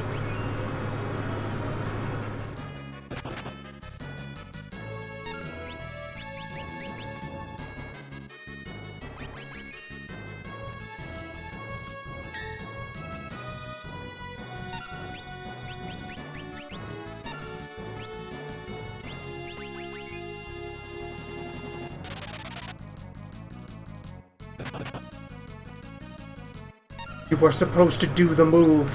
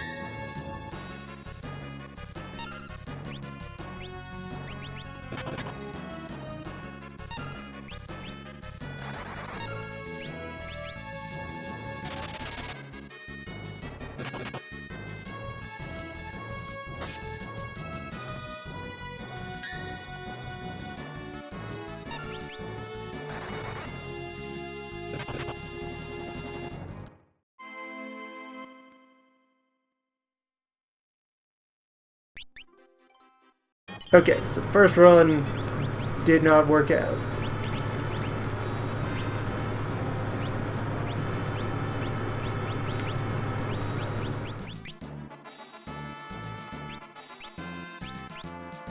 Think about my available tools here.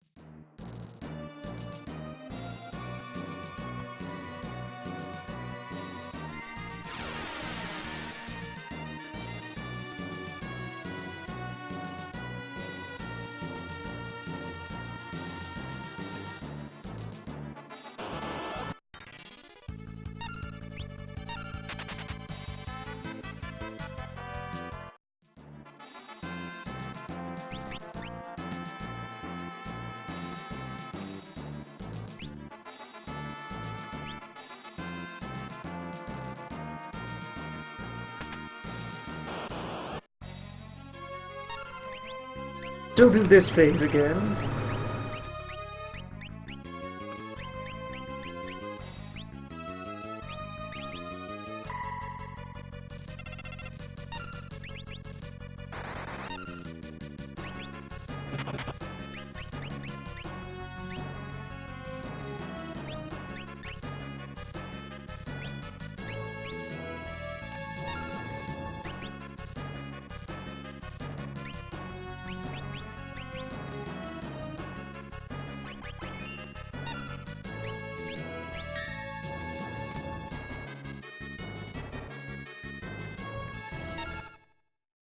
What a sensible change-up for Steel.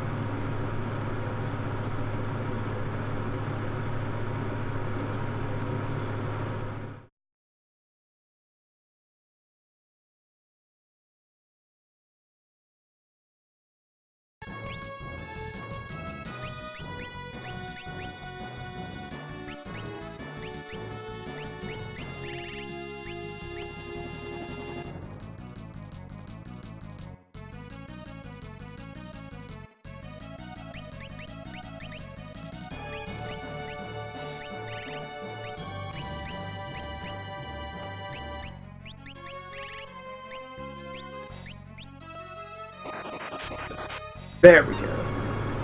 Just jam that right back in there.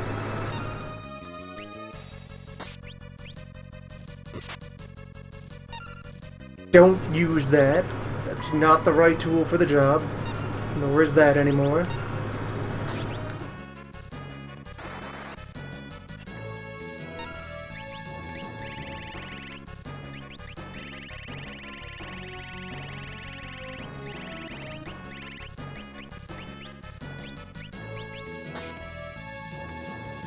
There, we are now on course.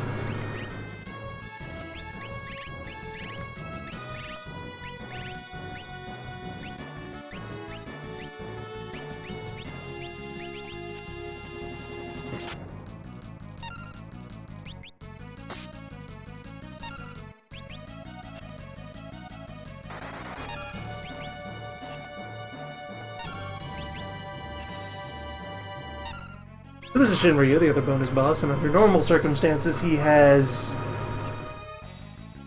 quite the set of moves and presents a pretty brutal, absolute throwdown of a boss fight. One of the ways that you can maneuver around this is he is not immune to Berserk,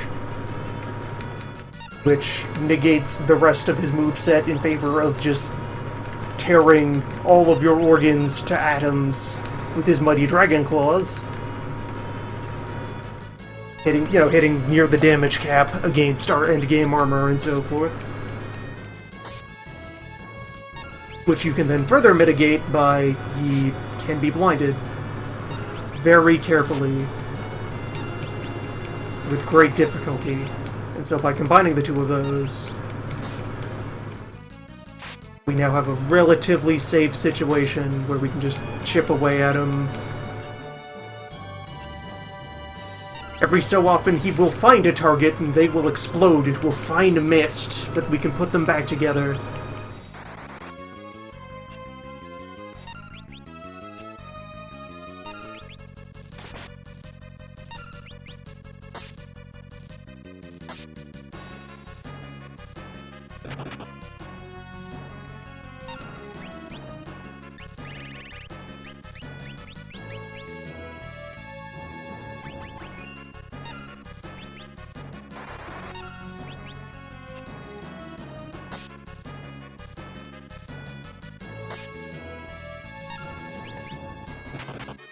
Beep. Welcome.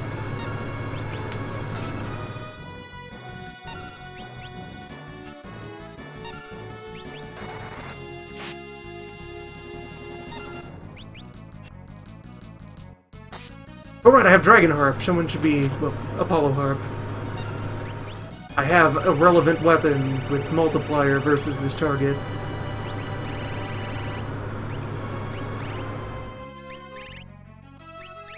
Where are you, Apollo?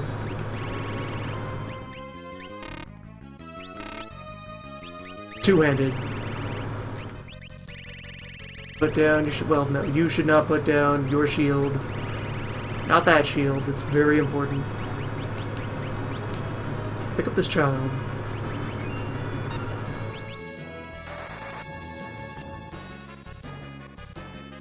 Then they will put down their shield.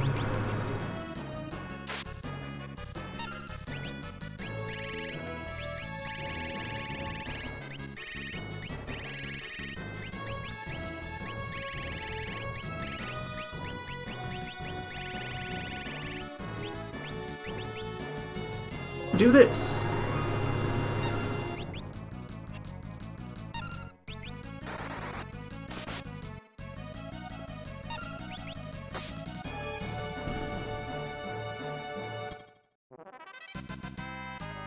Second crown. And Ragnarok.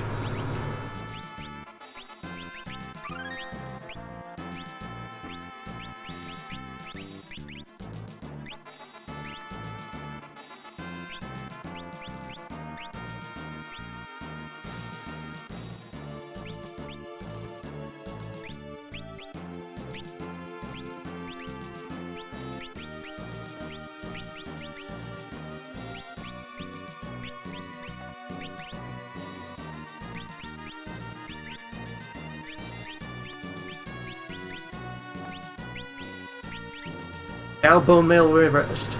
It has served its noble purpose. I guess every monster in a box has dropped its normal contents. They must be stored somewhere other than the normal treasure table.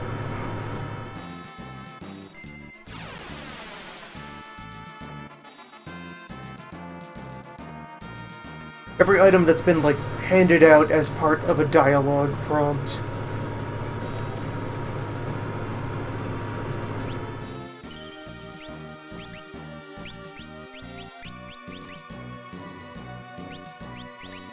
That's close enough to full power.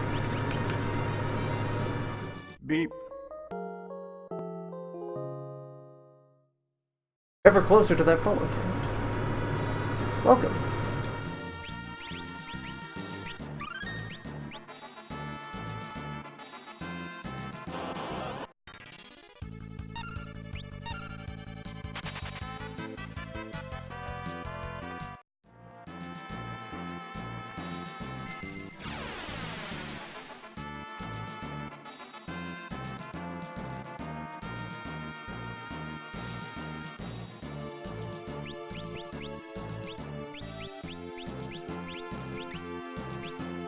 Alright, now let's see here. 4 dark matter, 2 turtle shells, and 8 dragon fangs. How much chemistry can I get up to?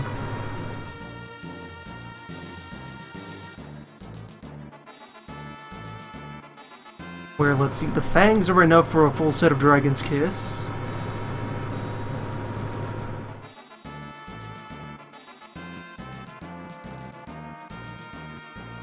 And a set of Dragon Shielding.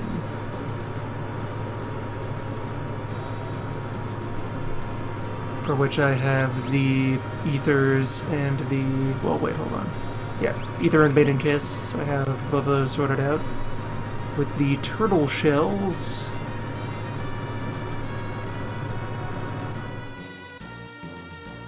aren't anything too terribly critical. All the Turtle Shell recipes are good, but none of them are core to what I am hoping to do.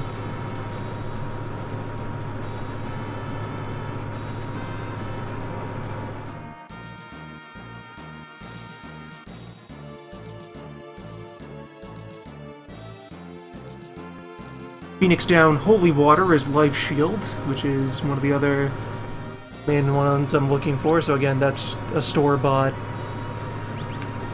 fully capable, and then for level up mixes,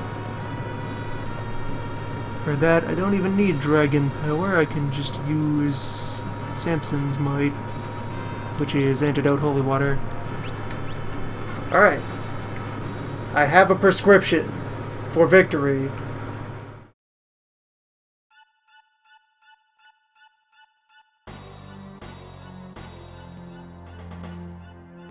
Finally possesses the ultimate power. You could call the Void.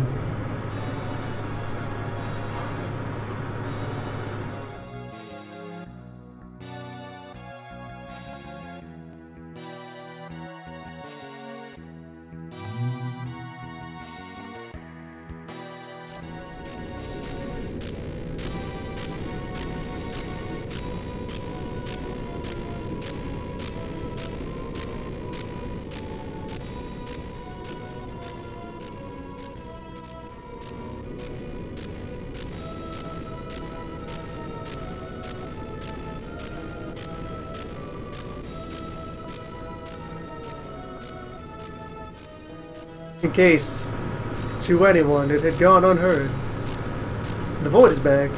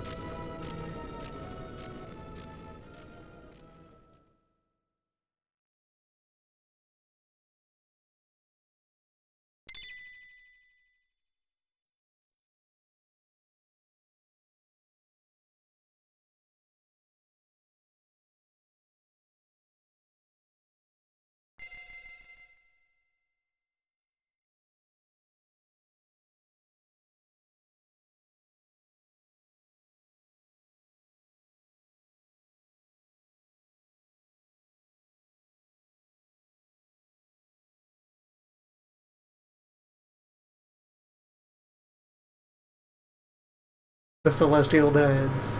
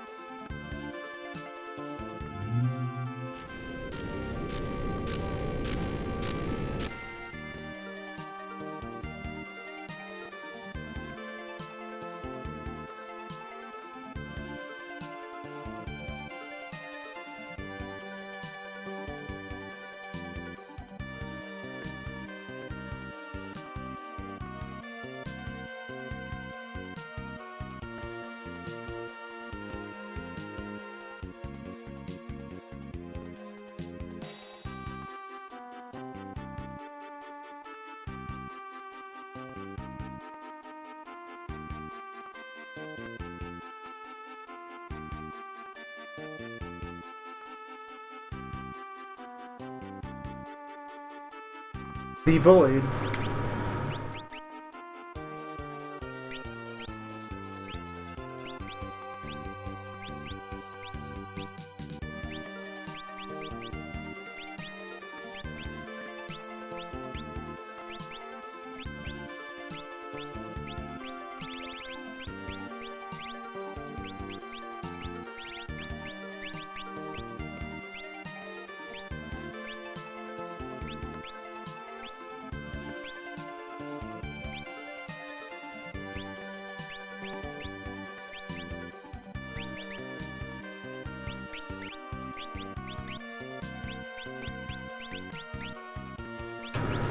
Finally here.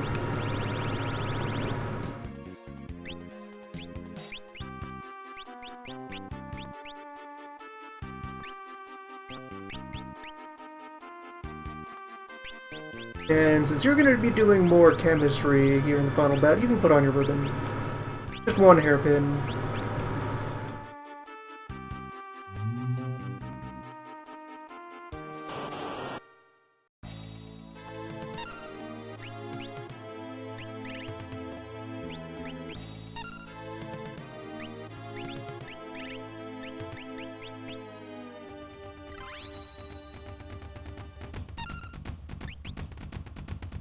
Let chemistry be joined.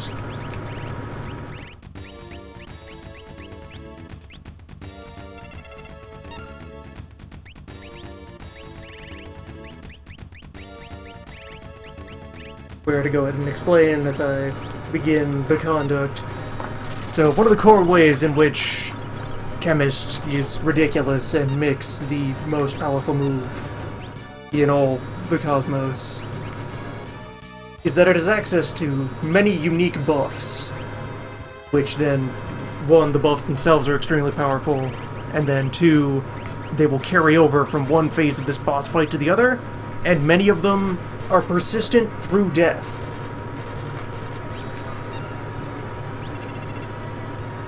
So, to begin with, this first layer that I'm putting on, Dragon's Kiss assigns two properties to its target. It makes them considered a dragon, and considered what is called the Heavy status, which is a series of immunities to various things that you expect a lot of JRPG bosses to be resistant to. Makes you ignore, like, gravity, and petrify, and some forms of instant kill, but not others.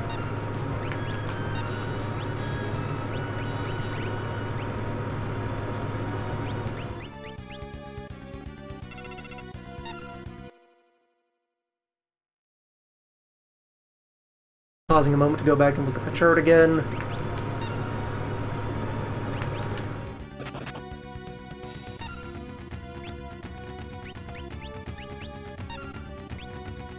Alright, so now that a layer of those are on, the other thing I want to do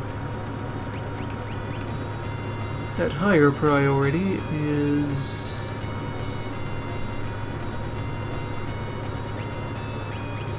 live stream, which I even went and pre-looked up and spoke aloud what the recipe is, and probably had a slip from mind. Phoenix down, holy water.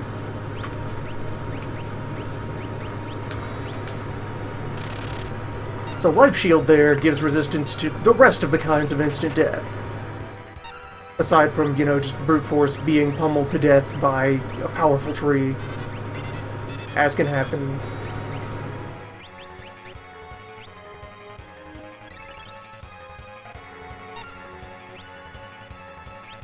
Don't worry about it.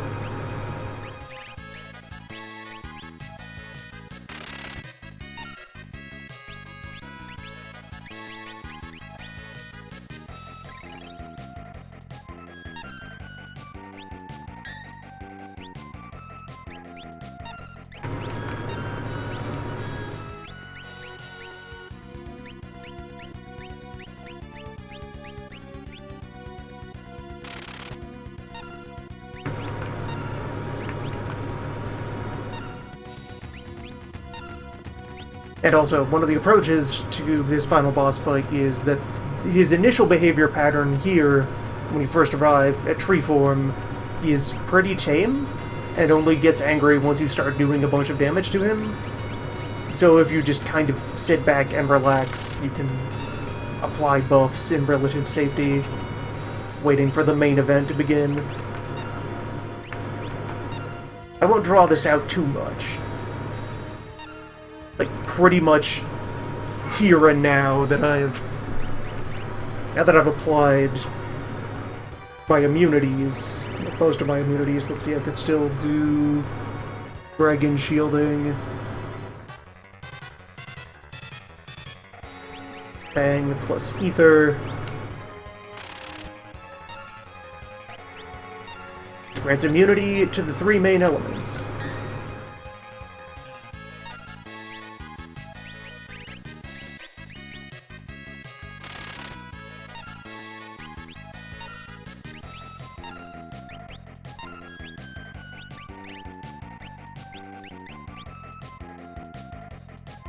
And once I've applied that, it'll be the last of my Dragon's Teeth. If you're only using them for boss fights, you do not need very many exotic ingredients.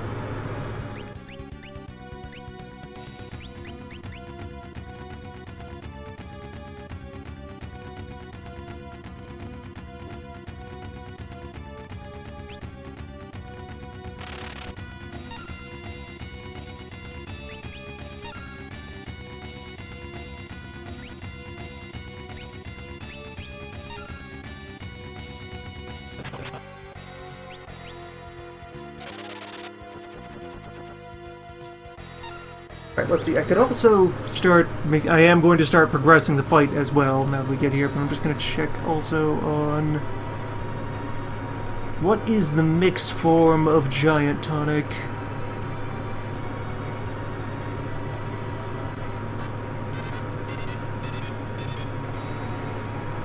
Because that is in there somewhere as well, just the double your max health.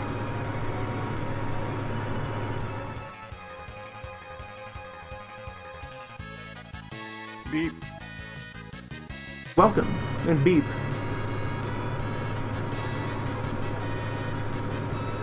Blessed Kiss, Elemental Power, Samson's Might. Of the Soul.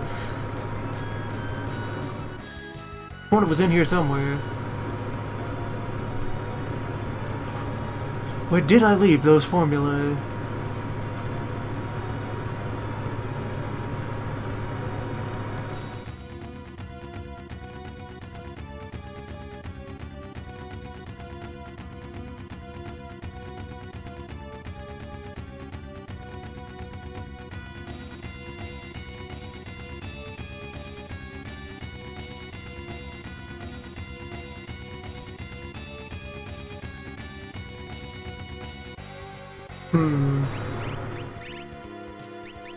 Perils of Science.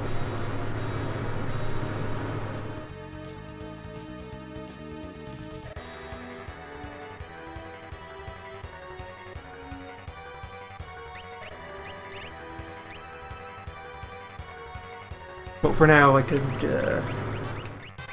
start with the level ups.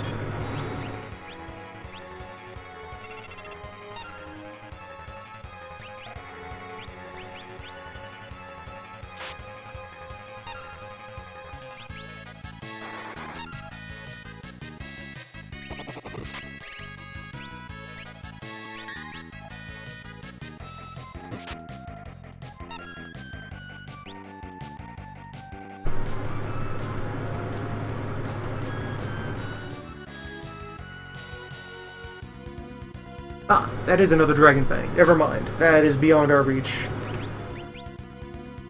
There will be no large tonics.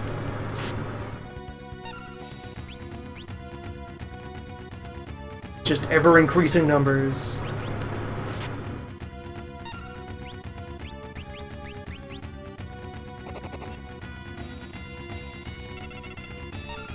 So for each of those that I throw down, someone is getting a temporary, like for duration of fight, effective character level boost of 10.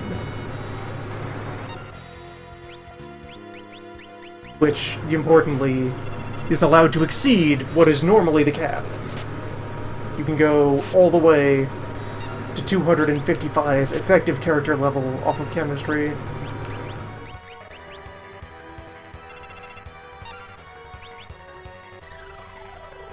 This mostly applies to damage.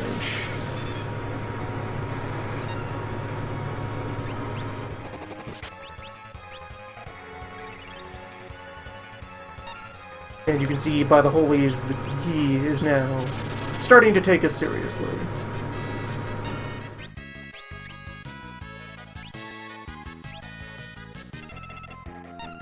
Character level will not overflow. If you overbuff it, it will just stop.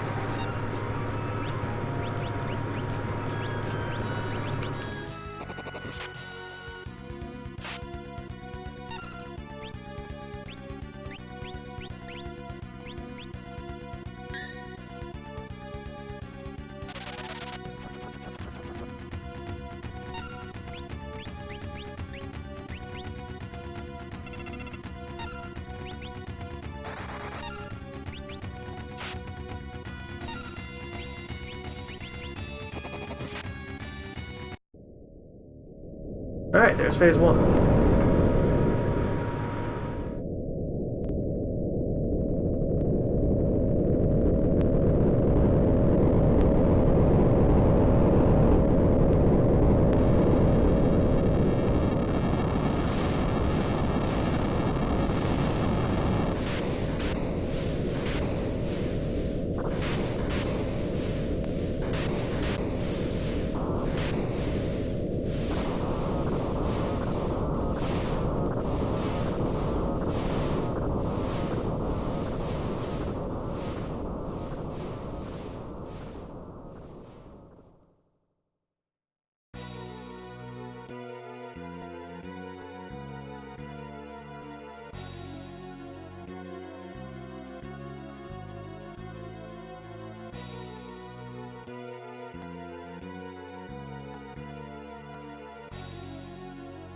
Smug ancients think I can't control the void. Oh no, I can't control the void! It is the void which controls me.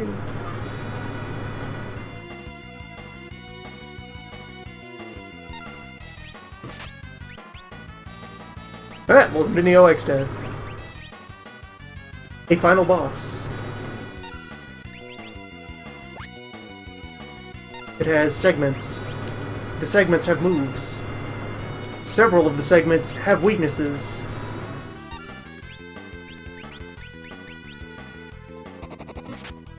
For example, that one can be petrified.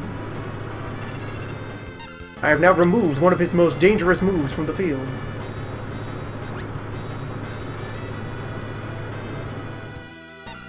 Take my money.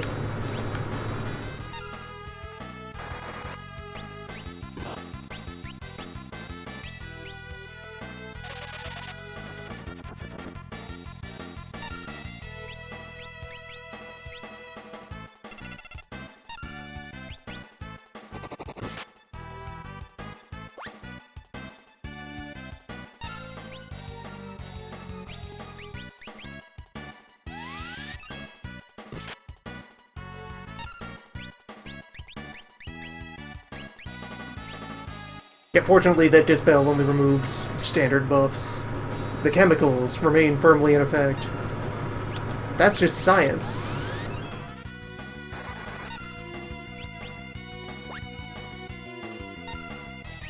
And you can taste there the difference between one Samson's power and another.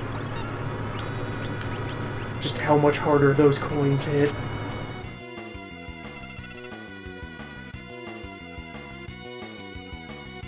That's also furthermore to explain pretty much the one remaining mechanic thing that's on the table at the moment that I am working on pretty efficiently, is that when one piece remains, it goes into Berserker mode and moves like 4 times as fast as normal and has access to all his special moves and so forth.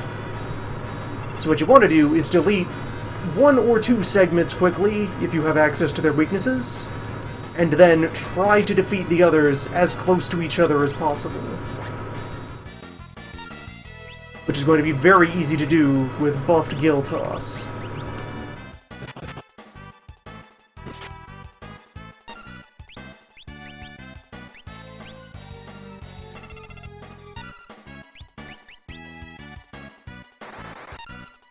There are very few forces in existence or non-existence that can resist Samson's wallet.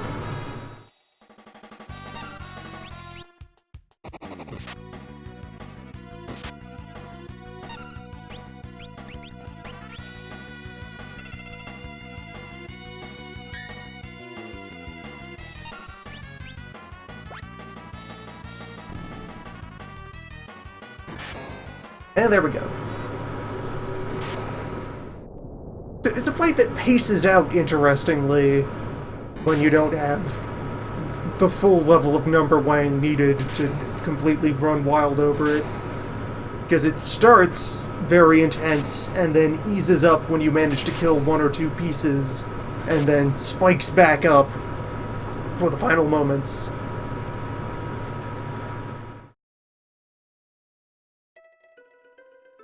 And is especially more potent if you actually let any of his big moves go off, but we had the power of chemistry.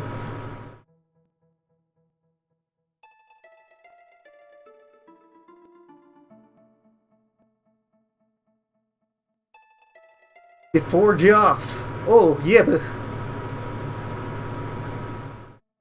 Who? The Gilf. 4J. JJB. Itbull. Forge.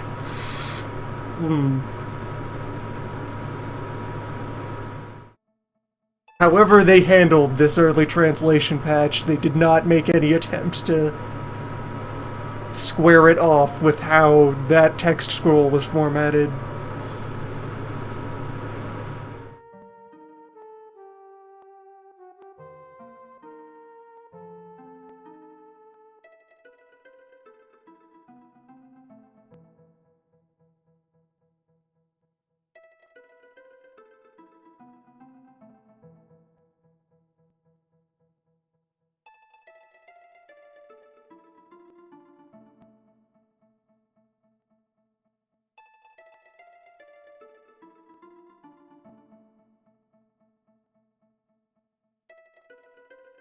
Wait, the nothing hasn't vanished! Wait, hold on. Something about this. We didn't manage to destroy Absence.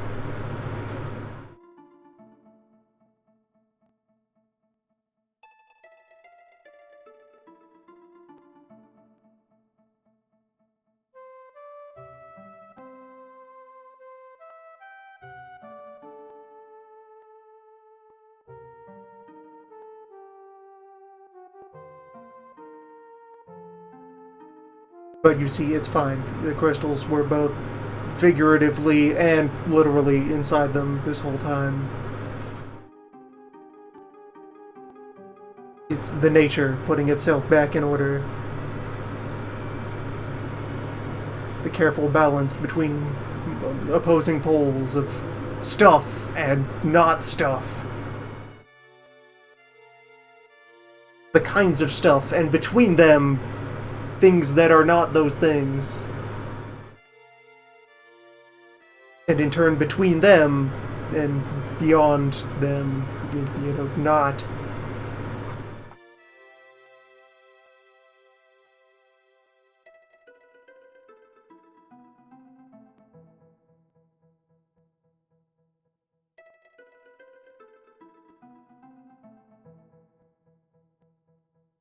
And for the benefit of someone who hypothetically only watched this, we're seeing each of the slab dungeons, including the ones you might not choose to go to in a given run. The new unified world crystals manifest there at the slabs. And then all the voided things just go back.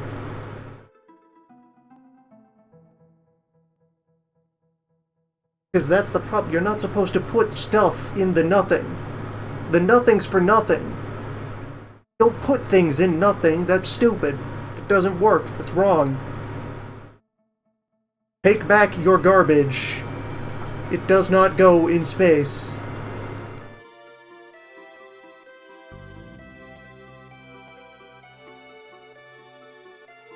Deal with your garbage in your own world. You cannot just drop it in a hole and expect it to go away.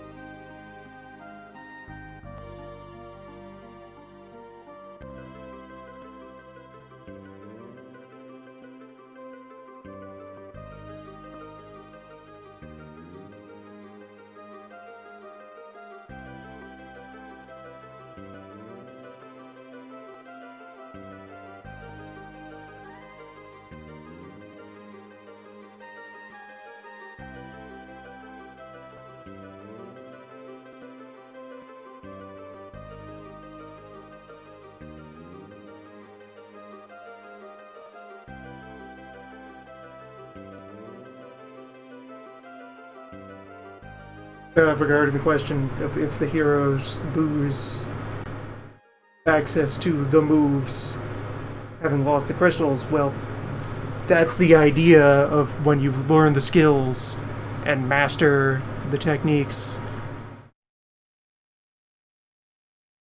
Putting on the crystal, you know, you temporarily invoke the spirit of the hero and automatically just, there you go, you have knowledge of a thing.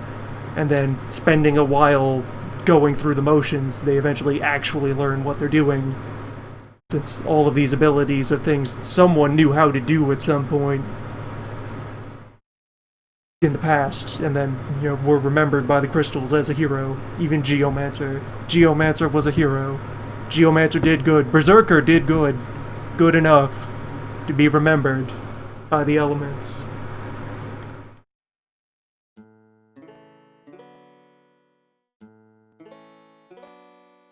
So yeah, they got to spend this adventure getting, like, 5 lifetimes worth of schooling crammed into their brains. All they had to do was stare at art for an afternoon.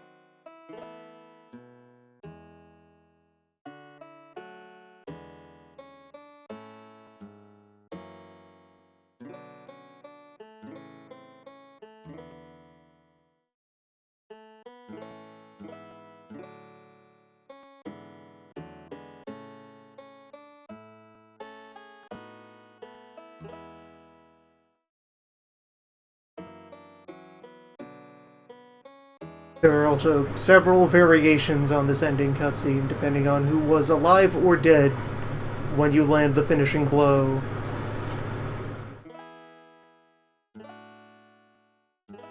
This is the everyone made it out ending.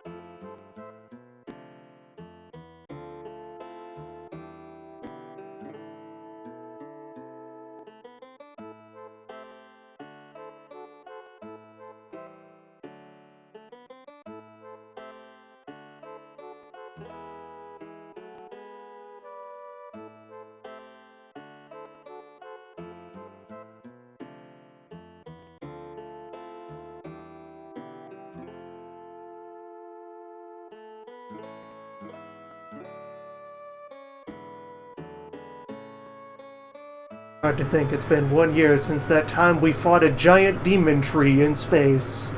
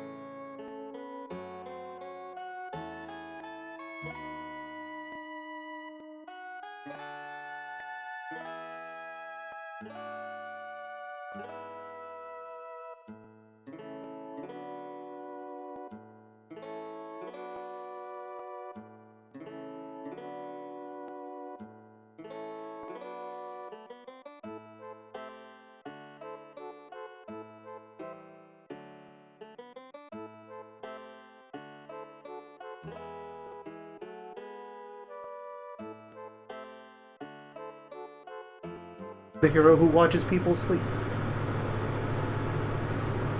The hero with no regard for personal safety.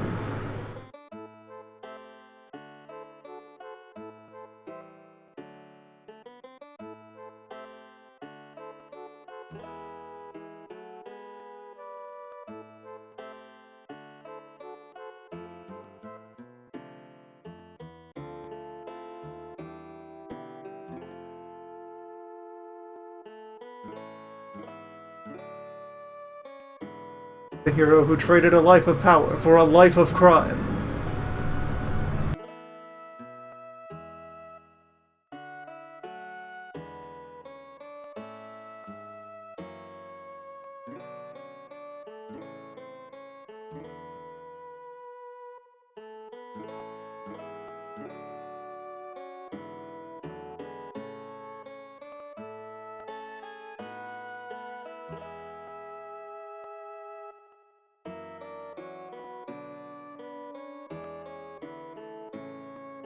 The hero who crowbarred her way into the final act of the story, replacing the hero who was too old for this shit.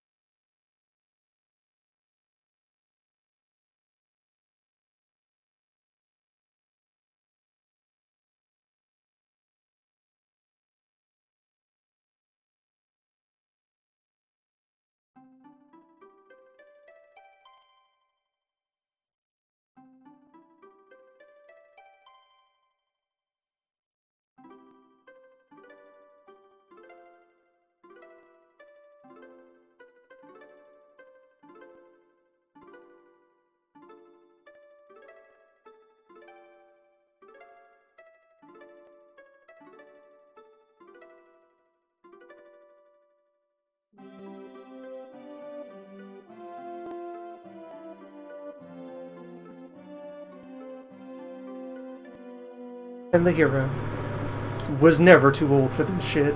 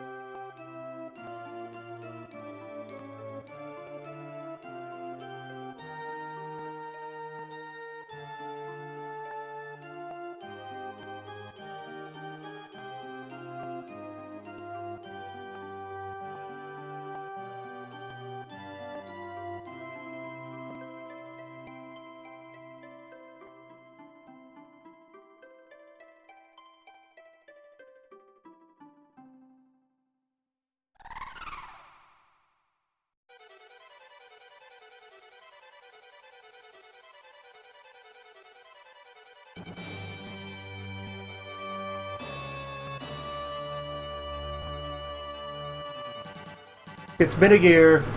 We're bored. Time for more adventures. Says the cast of the game that, well, one of the ones that then never gets a direct sequel or expanded universe or a whole lot of the way in respect throughout the rest of the franchise. Like, they eventually got around to acknowledging and kind of celebrating it, like the Dissidia in the MMOs. There's a bunch of 5 content, a bunch of throwbacks to that.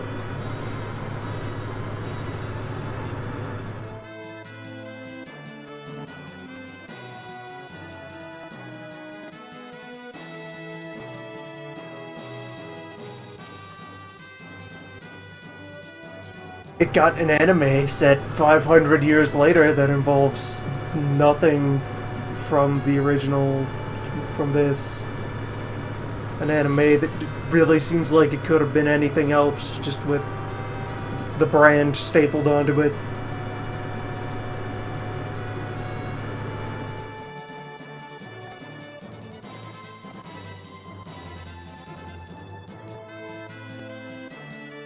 They kept Greg.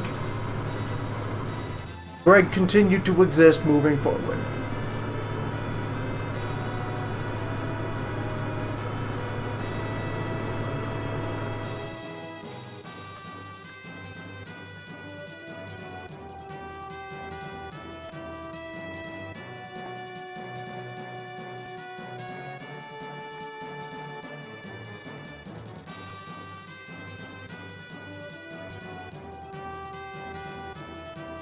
And that one bird that kind of has the void eye.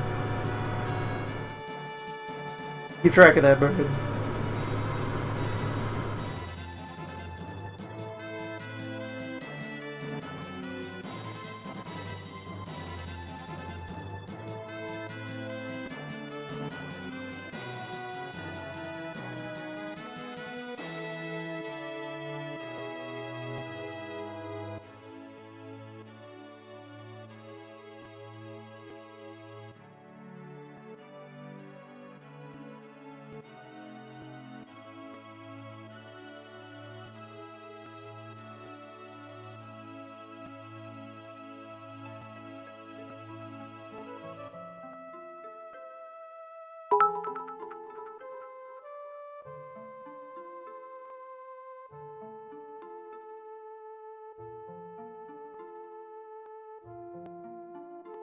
The Medcup seems to be behaving more reasonably. It's not like experiencing hypergravity or the repulsive field. Then again, it's also only half full right now. Maybe those anomalies kick in once it reaches a critical mass.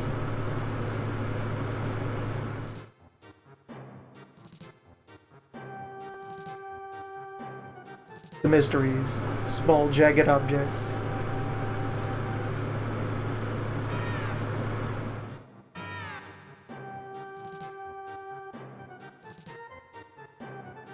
Yeah, that's been a run through of Grand Cross.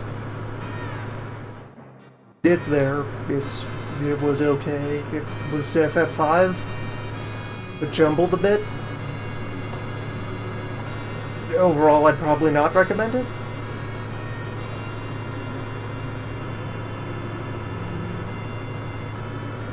I think what we saw play out here was that the game is not too well suited to being shuffled. Or if shuffling could work, it requires some kind of, like, framework to direct it. It's here. It's functional. Try it if you want. I do not expect I will use it again.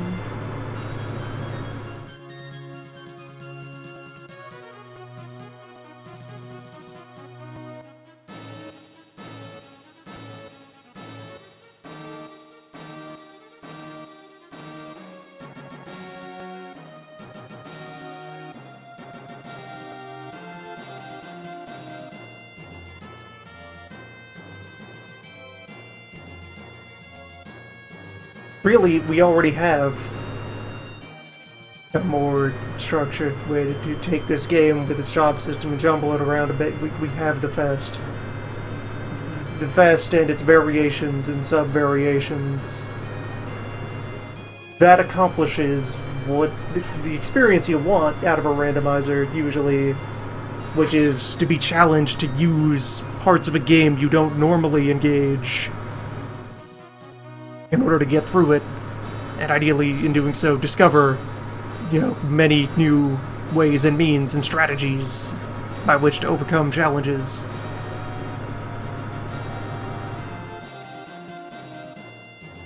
Any given Fiesta run will do that a bit more effectively, well, quite notably more effectively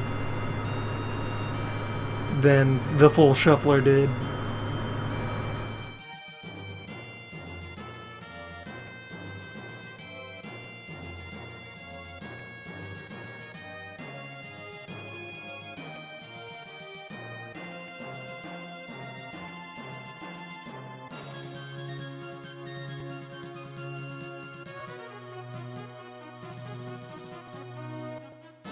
I continue to like everything the Palette Shuffler did.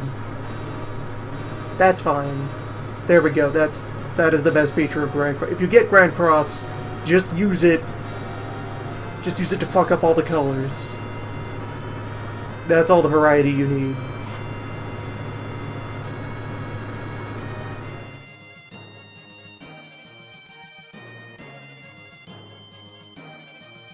Just play this game. It's good.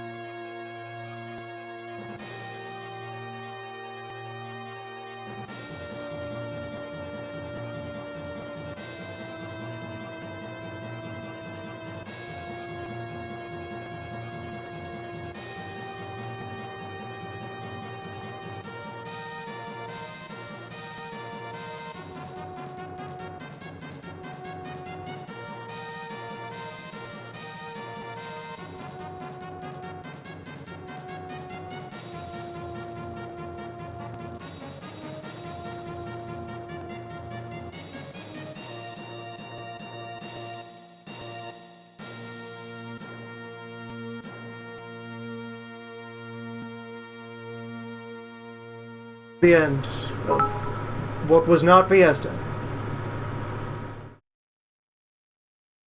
Congrats indeed.